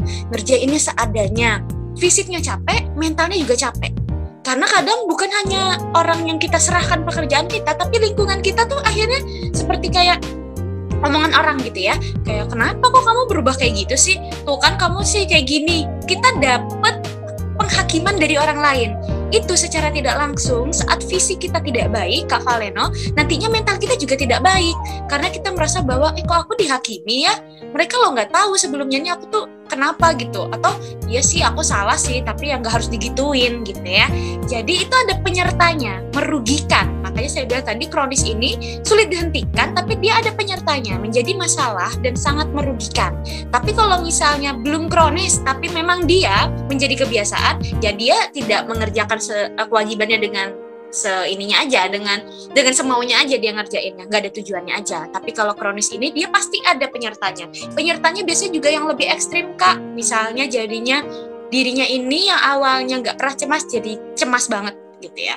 Atau dia bisa menjadi banyak banget pikirannya. Kalau kita mendengar overthinking tuh rasanya itu hal yang biasa, tidak. Overthinking itu bisa menyumbangkan ke lain hal, stres berkepanjangan, depresi dan lain sebagainya. Jadi gangguan psikologis itu bisa bermula dari hal-hal yang menurut kita kecil. Nah itu maksudnya kronis itu ya. Jadi ada penyertanya yang mungkin adanya problem psikologis, adanya gangguan psikologis yang menyertai di dia. Dan diri kita ini Kak Valeno, dia punya resiliensi atau daya tahan. Daya tahan setiap orang beda-beda ya. Mungkin Kak Valeno bisa mengerjakan pekerjaan pada malam hari lalu kuat gitu. Kalau saya nggak bisa gitu. Saya bodoh amat diomongin sama orang-orang kalau misalnya pekerjaan saya nggak bagus, saya salah, ya memang saya salah ya udah gitu. Tapi Kak Valeno mungkin nggak, lama-lama capek denger omongan orang. Lalu mentalnya itu yang biasanya dihantam orang kayak gini tuh kuat, sekarang ditoel aja rasanya jatuh. Nah itu, penyertanya seperti itu kalau yang kronis. Lalu gimana sih caranya? Yang pertama adalah kita harus tahu dulu bahwa ternyata kita ini memang berada pada keadaan yang nggak bagus. Ternyata kita adalah prokrastinasi. Kita menunda pekerjaan itu dan ternyata penyertanya banyak. ternyata saya punya gejala psikologis yang sakit nih, membuat mental saya nggak bagus, membuat yang perasaan saya yang akhirnya tuh gak nyaman banget melakukan itu harus disadari dulu. Pertama, kita sadar bahwa kita ada di situasi itu. Kedua, kita punya niat, karena mau kayak gimana pun kalau kita gak punya niat, ibaratnya dinasehatin orang mental ya kak ya, gak bisa karena kita gak punya niat. Itu dulu, kita tahu dulu, lalu kita punya niat gimana ya upayanya. Lalu tadi kita bisa menuliskan dulu apa, mungkin menuliskan misalnya untuk cowok atau untuk kita yang sudah dewasa, apa sih kayak anak kecil ya nulis prioritas atau hari ini dapat kerjaan apa bla bla bla bla. Tapi karena kita nggak pernah melakukan, kita nggak tahu bahwa itu membantu gitu. Terus juga cari ya support system yang menurut seseorang yang sedang mengalami kronis ini, dia punya seseorang yang bisa mendengarkan dia, membantu dia untuk mengingatkan bahwa oke, sekarang kamu di jalan yang tepat nih, bukan menghakimi. Karena kalau sudah terjadi kronis ini kan dia akan deket banget nih sama problem-problem psikologis yang tadi ya, kalau disentil aja dia bisa tumbang gitu. Jadi dia butuh orang lain untuk menyemangati. Kalau memang tidak percaya dengan orang lain, percayalah pada diri sendiri bahwa ini tadi saya punya niat, saya punya keinginan, saya bisa. Gimana caranya? Dicoba. Seperti yang saya bilang, langkah pertama itu pasti sulit karena pikiran kita tuh main duluan. Aku lo nggak pernah ngelakuin ini, pasti susah, pasti nggak bisa deh. Orang aku udah kebiasaan kok, orang-orang taunya aku seperti ini. Apa kata orang kalau aku tiba-tiba rajin gitu? Padahal kan aku malas. Gitu. Nah itu, kita sadar dulu, kita punya niat dulu, kita punya support system, kita pahami diri kita seperti apa. Nanti bisa diikuti tips-tips yang tadi saya share di PPT. Gitu kak, tapi memang trial and error ya. Jadi mungkin ada sesuatu yang bisa memicu seseorang untuk terbebas dari itu. Tapi kuncinya adalah itu ya. 3 tadi adalah kunci utama untuk mengatasi prokrastinasi yang kronis. Gitu Kak Valeno. Apa ada sanggahan? Oke Kak. Jadi yang saya dapat itu intinya prokrastinasi jauh ya bedanya sama malas ya Kak. Mungkin sifat. Iya, berbeda sebenarnya. Dan kalau lebihnya prokrastinasi ini mungkin lebih karena ada faktor-faktor lain kayak ada kecemasan ataupun tekanan gitu ya Kak.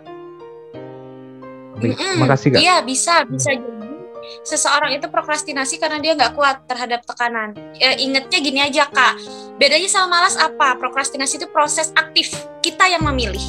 Kalau malas ya kita mager-mageran aja, kita apatis, nggak aktif aja. Karena kan orang malas itu nggak aktif ya Kak ya. Kalau prokrastinasi dia aktif, tapi dia aktifnya ke lain. Kakak mau main game, mau apa. Padahal waktu itu harusnya dikerjakan untuk mengerjakan apa. Kalau malas ya udah malas aja dia, nggak mau juga ngerjain yang lain, makan nggak mau, apa nggak mau, maunya goler-goleran aja di kasur gitu ya. Itu kan perilaku apatis. Kalau prokrastinasi itu proses aktif. Jadi kita sadar bahwa kita memilih tidak mengerjakan kewajiban. Nah itu prokrastinasi namanya. Oke, makasih Kak. Iya.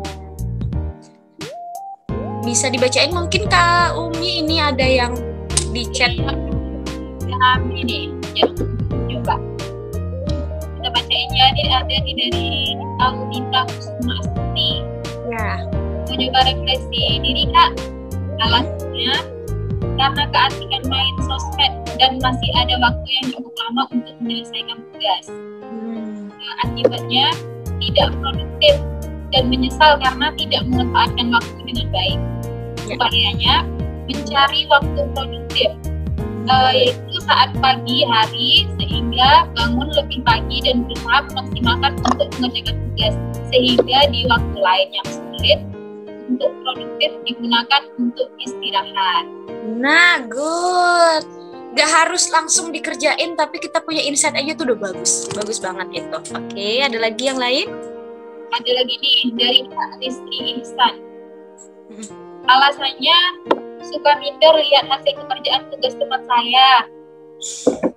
Akibatnya overthinking, takut buat mengumpulkan tugas, takut salah, takut ngecewain dosen. Kayaknya mengerjakan tugas sampai tuntas tanpa melihat hasil kerja teman. Nah, good, betul. Mungkin kita tidak kaumnya tidak kompeten banget di mata kuliah itu misalnya, tapi tanpa teman-teman sadari itu bisa aja kita kompeten di suatu bidang tertentu atau bahkan orang lain juga merasakan hal yang sama gitu. Saya ngerasanya Kak Umi itu pasti bagus deh, minder banget deh, itu bagus banget tuh Pol gitu bagusnya. Ternyata Kak Umi juga ngomong kayak gitu dalam hati, Kak Hayu ini bagus banget kalau ngerjain tugas ya. Nah, kita tuh nggak pernah tahu ya pemikiran orang, perasaan orang gitu. Jadi jangan pernah langsung terima asumsi kita atau prediksi kita tuh apa. Namun kita bukan dukun ya Kak Umi ya. Jadi apa yang kita prediksikan itu tidak melulu benar gitu. Jadi jangan mau mengiyakan prediksi yang belum tentu benar gitu, agar kita tuh jadinya tidak terganggu atau terhalang aktivitasnya gitu. Ada lagi yang lain? Ada Kak nih yang lain. Saya Kak. Yes. Halo Kak Nadia. Iya. Di sini saya mau coba untuk refleksi diri. Jadi alasannya itu, jadi saya itu biasanya untuk pekerjaan yang menggunakan fisik sama berpikir itu beda. Jadi kalau untuk pekerjaan yang menggunakan fisik itu kayak lebih cepet aja nyelesainnya gitu, mau gitu untuk nyelesain cepet. Tapi kalau misalkan pekerjaan yang menggunakan proses berpikir, kayak misalkan ngerjain tugas akhir kayak gitu, itu biasanya butuh usaha yang lebih, butuh mood yang harus nunggu mood dulu kayaknya gitu. Terus itu tadi alasannya moodnya belum ada. Terus kayak mikir susah dulu deh kayaknya gitu. Terlalu overthinking atau kayak gimana. Terus untuk akibatnya jadinya malah nggak ngerjain itu tadi, malah milih aktivitas yang lain kayak gitu.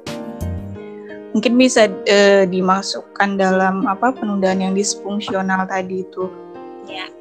Kemudian jadinya juga malah menyalahkan diri sendiri jadinya. Menyalahkan keadaan sama menyalahkan diri sendiri, jadinya kayak gitu. Terus stres juga kayak gitu.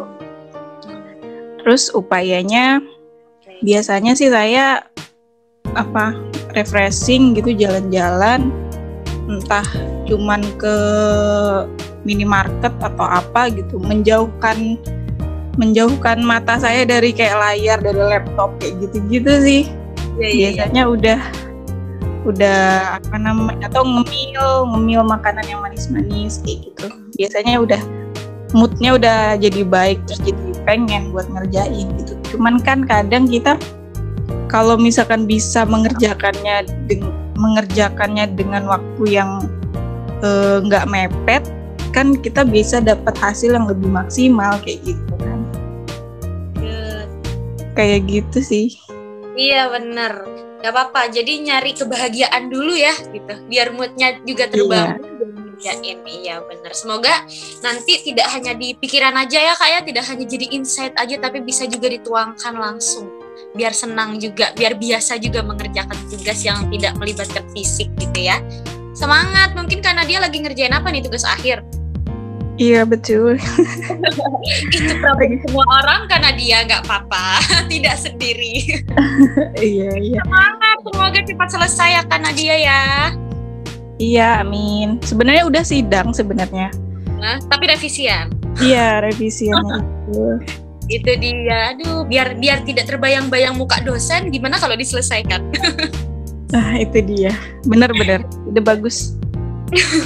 Oke, terima kasih karena dia bagus banget ini refleksi dirinya. Ya, masih ada Kak di nih yang mau refleksi diri. Ada Kak, mau coba.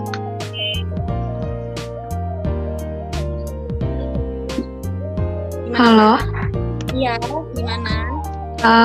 Di sini alasannya itu, jadi ketika ngerjain tugas tuh, tugasnya pengen sempurna kayak gitu loh Kak. Jadi banyak pikiran, terlalu banyak keinginan, jadi bikin kerjaannya itu ditunda.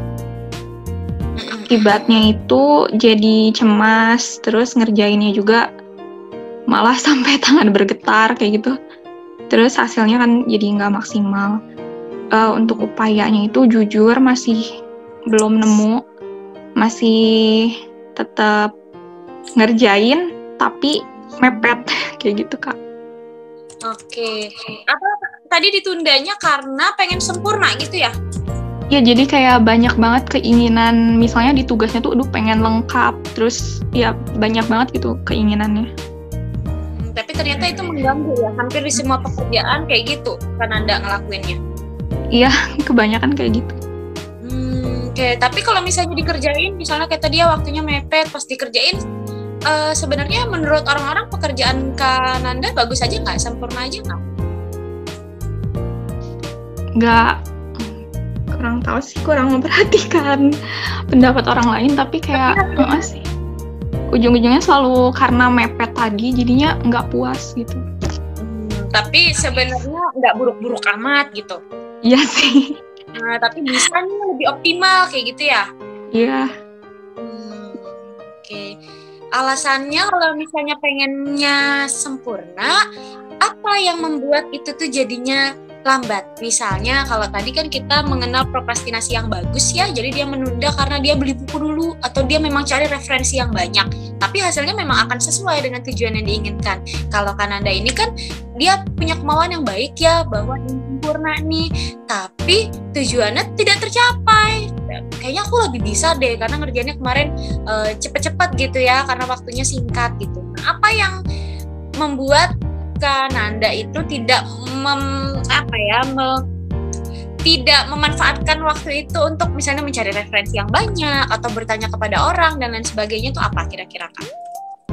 Jadi terlalu banyak dipikirin tapi nggak dikerjain gitu. Jadi semuanya ada di kepala ya, Iya, tapi tidak dituangkan. Belum dituangkan. Oke, berarti sekarang caranya gimana ya biar bisa tertuangkan Kak? Ya itu jadinya masih ngerjainnya mepet itu, jadi kena deadline, jadi terpaksa harus ngerjain. Oke, gimana kalau sekarang diubah nih? Kalau misalnya sekarang lagi mikirkan catat aja dulu, nggak harus di laptop misalnya tuh saat lagi belanja gitu ya, keinget deh kayaknya harusnya tuh kayak gini, catat aja dulu meskipun itu kasar gitu ya, catat di catatan HP gitu, nanti lama-lama dibaca, oh banyak juga ya kemarin mikirnya, nah ini bisa dikerjain gitu. Jadi semua tuh dicoba, jangan kayak ya udah kayak gitu soalnya aku, ya udah menetap akhirnya ya. Kalau kita bilang ya kayak gitu soalnya aku, jadi kita tuh butuh orang lain untuk memaklumi apa yang kita lakukan, padahal kita bisa keluar dari situ. Tapi kita harusnya punya keinginan. Gimana kalau dicoba dulu? Makanya saya ngomongnya kayaknya mudah ya, dicoba dulu. Tapi ya itu, saya pun sampai detik ini akan selalu mencoba ketika saya berada di situasi yang menurut saya nyaman, tapi bisa menjadi racun gitu. Jadi coba nanti Kak Nanda, bagus banget nih keinginannya pengen sempurna. Tapi daripada di sini aja, coba yuk kita catat. Ya harus di laptop dulu. Ada kertas ya catat aja dulu. Ada HP, karena kita sering pegang HP, catat aja di HP. Seingat kita aja, nanti saat kita kerjain, kita jadi ingat tuh. Meskipun gak bisa langsung ya, meskipun tetap ngerjainnya mepet, tapi kita ingat bahwa kita pernah menuliskan beberapa hal yang kayaknya itu bagus untuk dikerjain gitu. Nanti bisa dicoba seperti itu mungkin ya Kak ya? Nah, iya makasih Kak. Iya, terima kasih Kak Nanda. Ada lagi? Gimana Kak Umi? Gimana Kak Umi mau coba? Kayaknya gak jauh beda dari kita karena di masih lama. Seringnya kayak gitu. Betul. Lalu upayanya apa Kak Umi? Apa Kak? Upayanya apa kalau Kak Umi? Sama juga sama saya. Sama mulu kita. Ya gak jauh beda sih Kak. Harus coba dulu aja.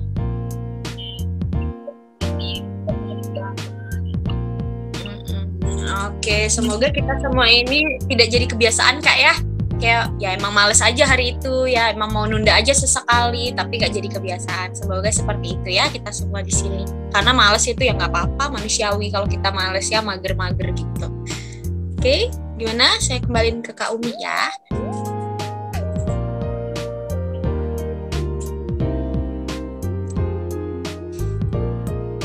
Kak Umi kenapa di-unmute? Iya, sorry. Udah selesai ya materinya, udah selesai. Nah, teman-teman masih ada yang mau nanya nggak nih? Yang mau bertanya atau mau coba refleksi diri? Mau sharing juga boleh. Mau nambah-nambah teh. Iya. yang tadi saya kan suka minder gitu. Ya gimana ya, pas lihat misalkan gitu postingan temen ngerjain tugas gitu, ya ternyata lebih kan tugas kayak PPT gitu, tugasnya tuh lebih menarik, lebih ya apik gitu ya. Terus sempat mikir kayak yang saya kayak gak bagus gitu, sempat mikir sampai mentok deadline. Terus merasa bersalah gitu ke dosennya teh. Lagi dosennya teh kan masih muda gitu, masih kayak apa ya, bisa dibilang friendly gitu ke yang masih mahasiswa gitu. Saya juga pikir sampai IPK gimana gitu, ternyata nilainya bagus-bagus saja gitu. Jadi emang kesel sih sama overthinking saya gitu. Ternyata ketakutan aja ya Kak Rizky ya? Iya. Betul. Berarti udah nggak kayak gitu lagi ya? Nggak minder lagi ya? Ya, makasih Teh. Nggak apa-apa.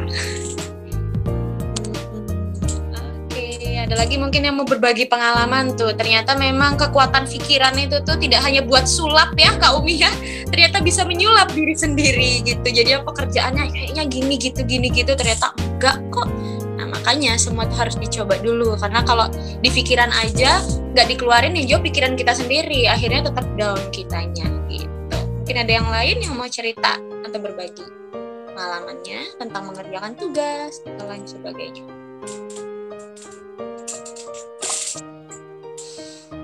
Udah. Kak Umi mungkin ada pertanyaan di kolom chatnya, coba dicek ya.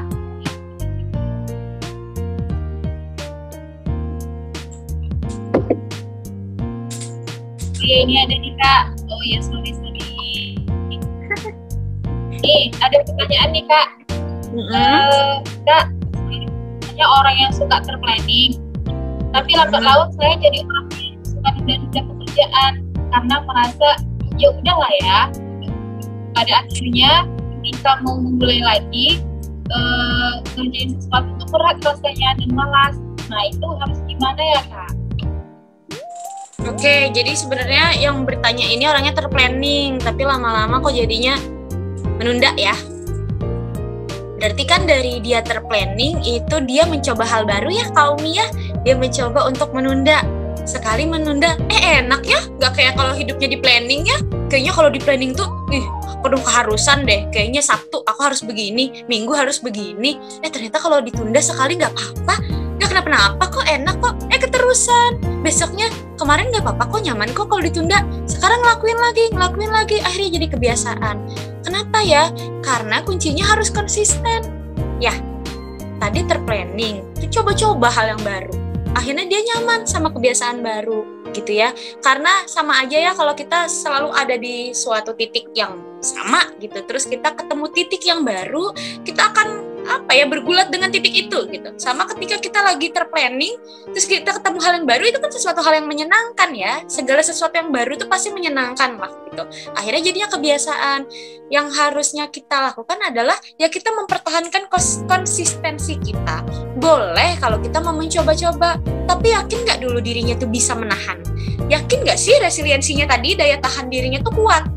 Jadi nyoba cuman pengen tahu aja buat meng-compare hidup yang terplanning sama hidup yang ya udahlah jalanin aja, itu gimana sih bedanya? Boleh kalau diri teman-teman itu paham tentang dirinya sendiri, bahwa aku ini udah konsisten, aku bisa kok bertahan, gak akan terulang yang kayak gitu, gak akan berulang berkali-kali perilaku yang kayak gitu boleh. Untuk di-compare boleh, karena kan pengen tahu juga ya, kalau kita nggak terjun sendiri kita nggak akan tahu gimana sih rasanya tuh orangnya kalau hidupnya nggak terplanning kayak aku gitu.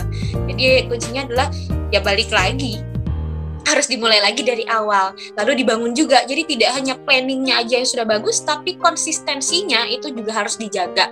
Karena memang memulai itu sudah sulit, menjadi kebiasaan itu butuh konsisten gitu. Jadi mempertahankan itu tidak mudah ya. Kalau mengakhiri, berpindah itu kan lebih mudah karena kita ketemu hal yang baru gitu. Kak Umi, buat penanyanya mungkin ditanya apakah ada sanggahan atau pertanyaan lanjutan? Oke, nah gimana nih teman-teman? Ada yang menanggapi atau ada yang mau nanya lagi? Atau sama ternyata cerita hidupnya, atau kebalikannya dari yang hidupnya biasa aja ya udahlah sekarang terplanning gitu. Boleh kalau mau sharing-sharing gitu, mau berbagi ceritanya. Mau tanya lagi Kak. Boleh lagi. Saya jawab lagi. Kan Nanda tuh punya teman, dia tuh jadi kalau ngerjain tugas tuh langsung besoknya langsung ngerjain karena pengen cepet-cepet selesai. Jadi mau hasilnya bagus atau enggak, pokoknya harus selesai besok, misalnya kayak gitu. Nah, caranya kita biar bisa kayak gitu tuh gimana gitu? Untuk memulainya itu tuh, pola pikir untuk memulainya itu kayak gimana gitu? Nanda pengen kayak temennya gitu maksudnya? Iya, jadi pengen ketika ada tugas tuh langsung dikerjain gitu, Kak. Tapi tadi temannya ngerjain langsung, hasilnya nggak dipeduliin sama temannya kata Nanda tadi ya. Yang penting selesai aja gitu. Soalnya kayak untuk Nanda gitu ya, memulai itu sulit. Jadi untuk ke tahap kayak dia tuh sulit gitu. Jadi setidaknya kayak dia dulu deh gitu tuh, langsung ngerjain hasilnya. Hasilnya dulu. Aduh. Jangan gitulah, biar selesai tapi hasilnya bagus juga gimana gitu ya.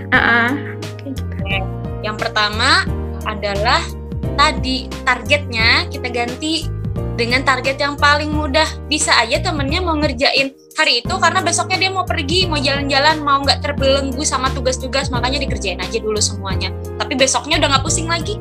Jadi kalau misalnya Nanda pusingnya dalam 1 minggu, dia pusingnya 1 hari aja.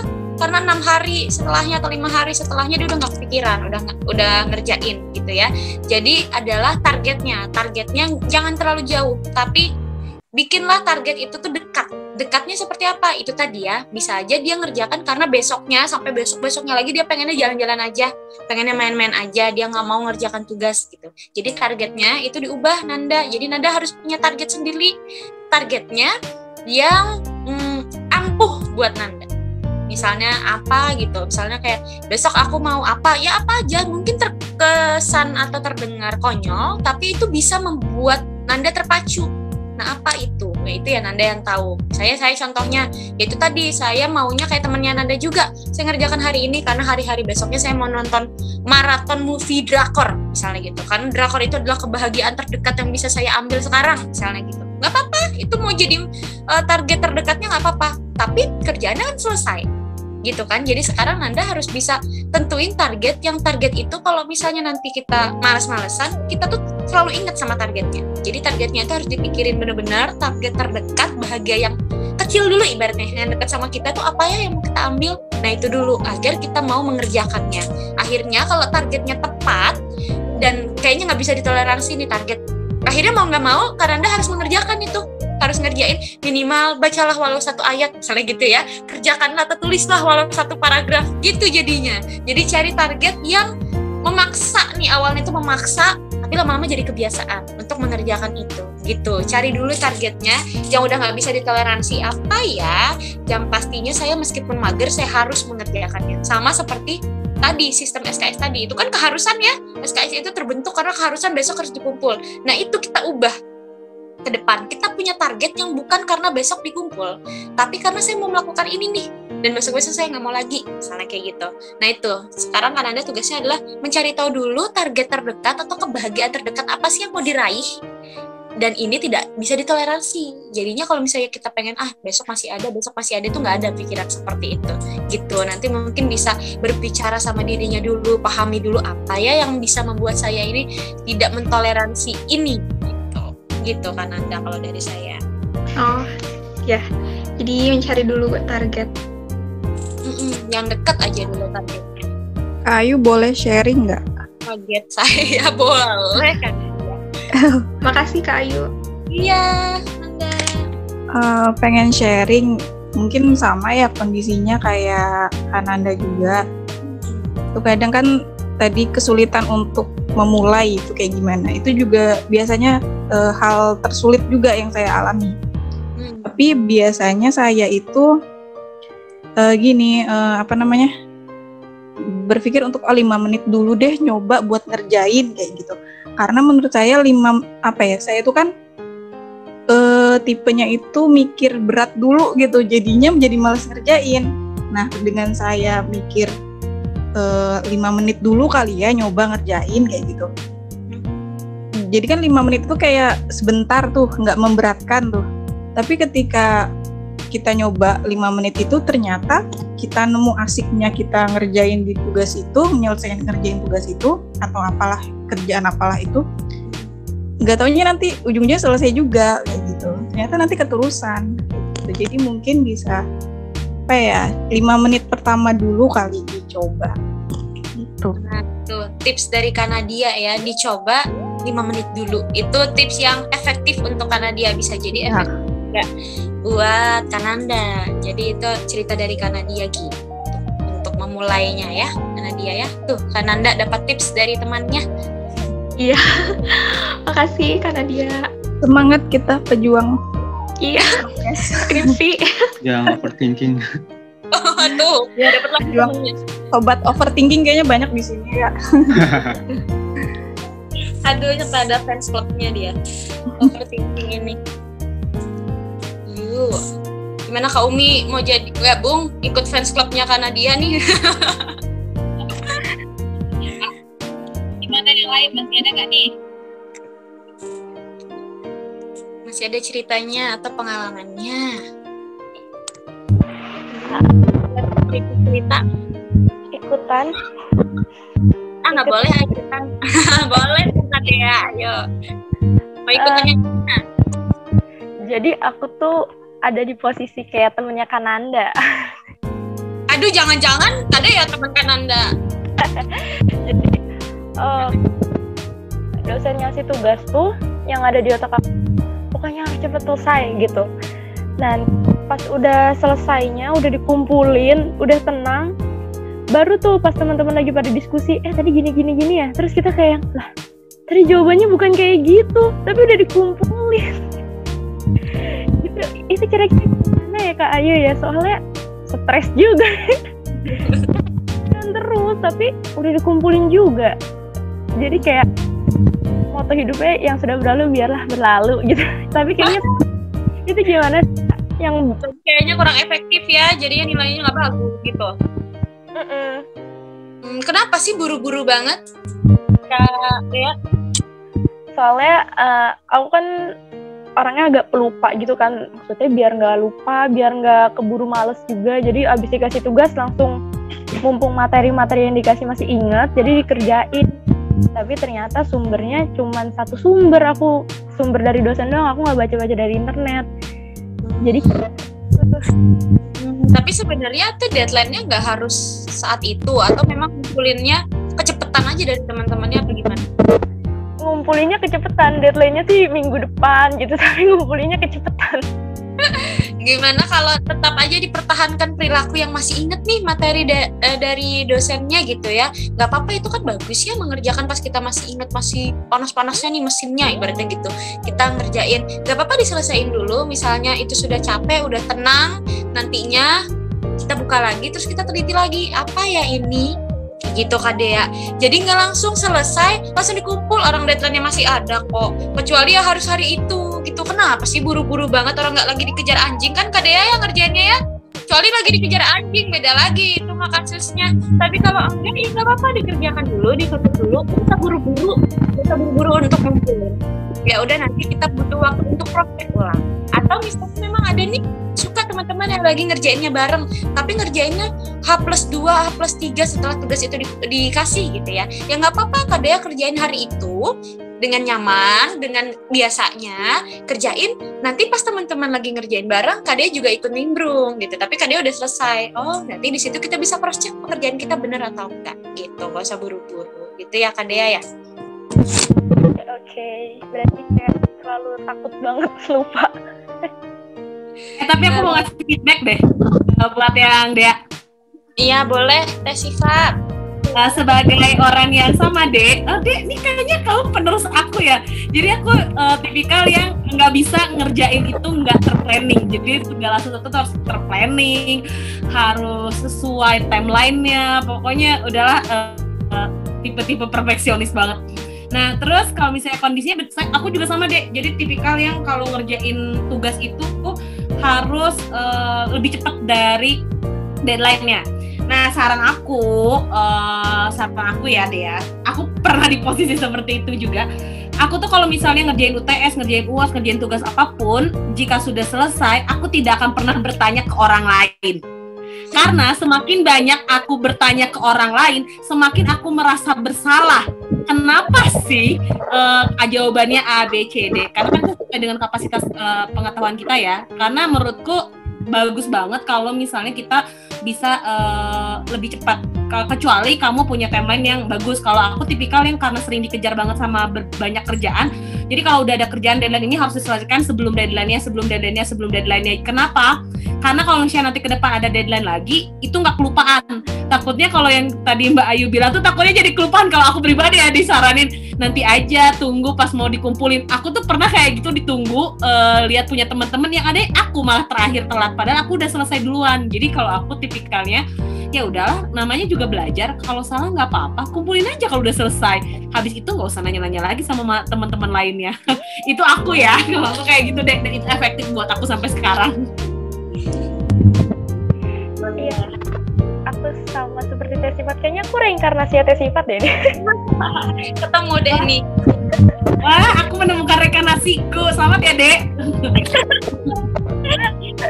Pernah kayak Teh Sifat juga, jadi ya udahlah ntar aja lah biar bisa didiskusin dulu sama teman-teman. Malah aku yang ditegur dosen karena terlambat ngumpulin. Jadi kayak karena itu jadi takut ke depan.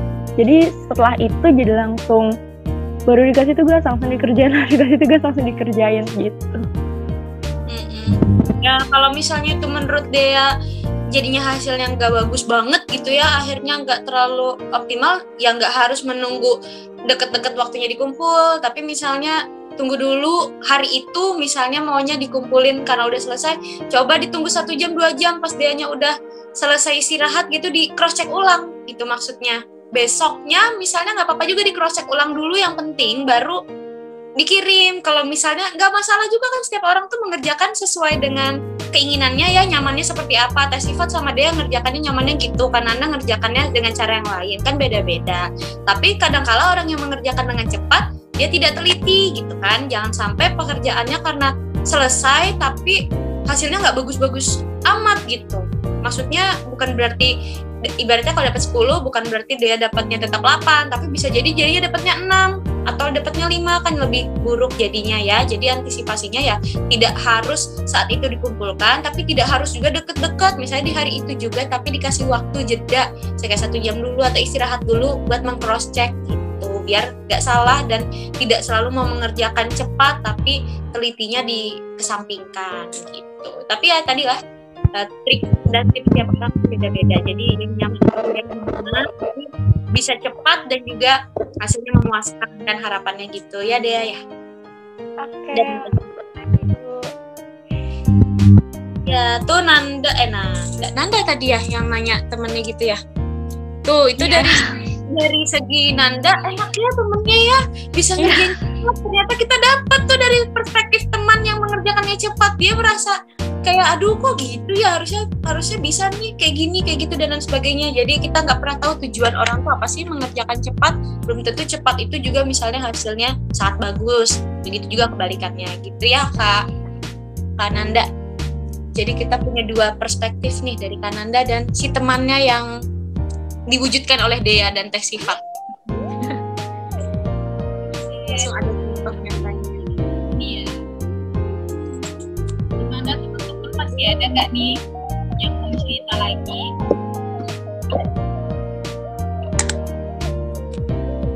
Ya, ada nih, waktu kita sedikit lagi nih. Oke, udah kali ya Kak Umi. Udah terlalu banyak cerita, jangan-jangan.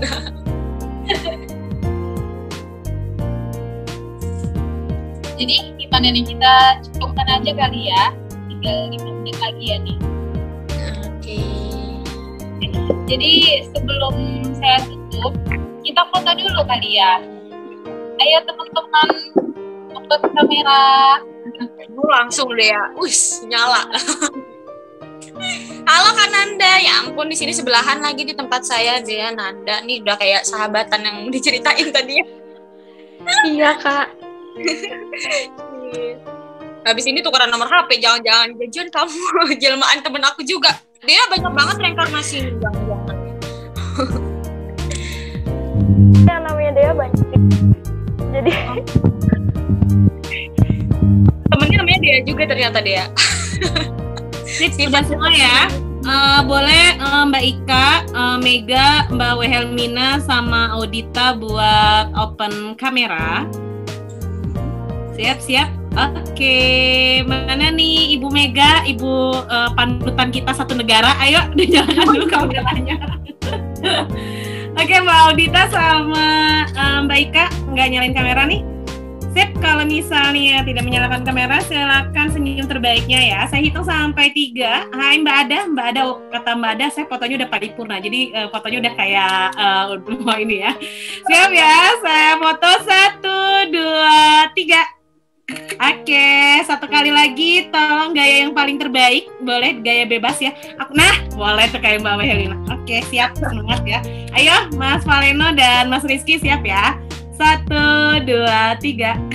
Oke, terima kasih teman-teman. Sekarang selanjutnya adalah closing statement dari si prokrastinasi ini tuh kayak gimana sih Mbak Ayu?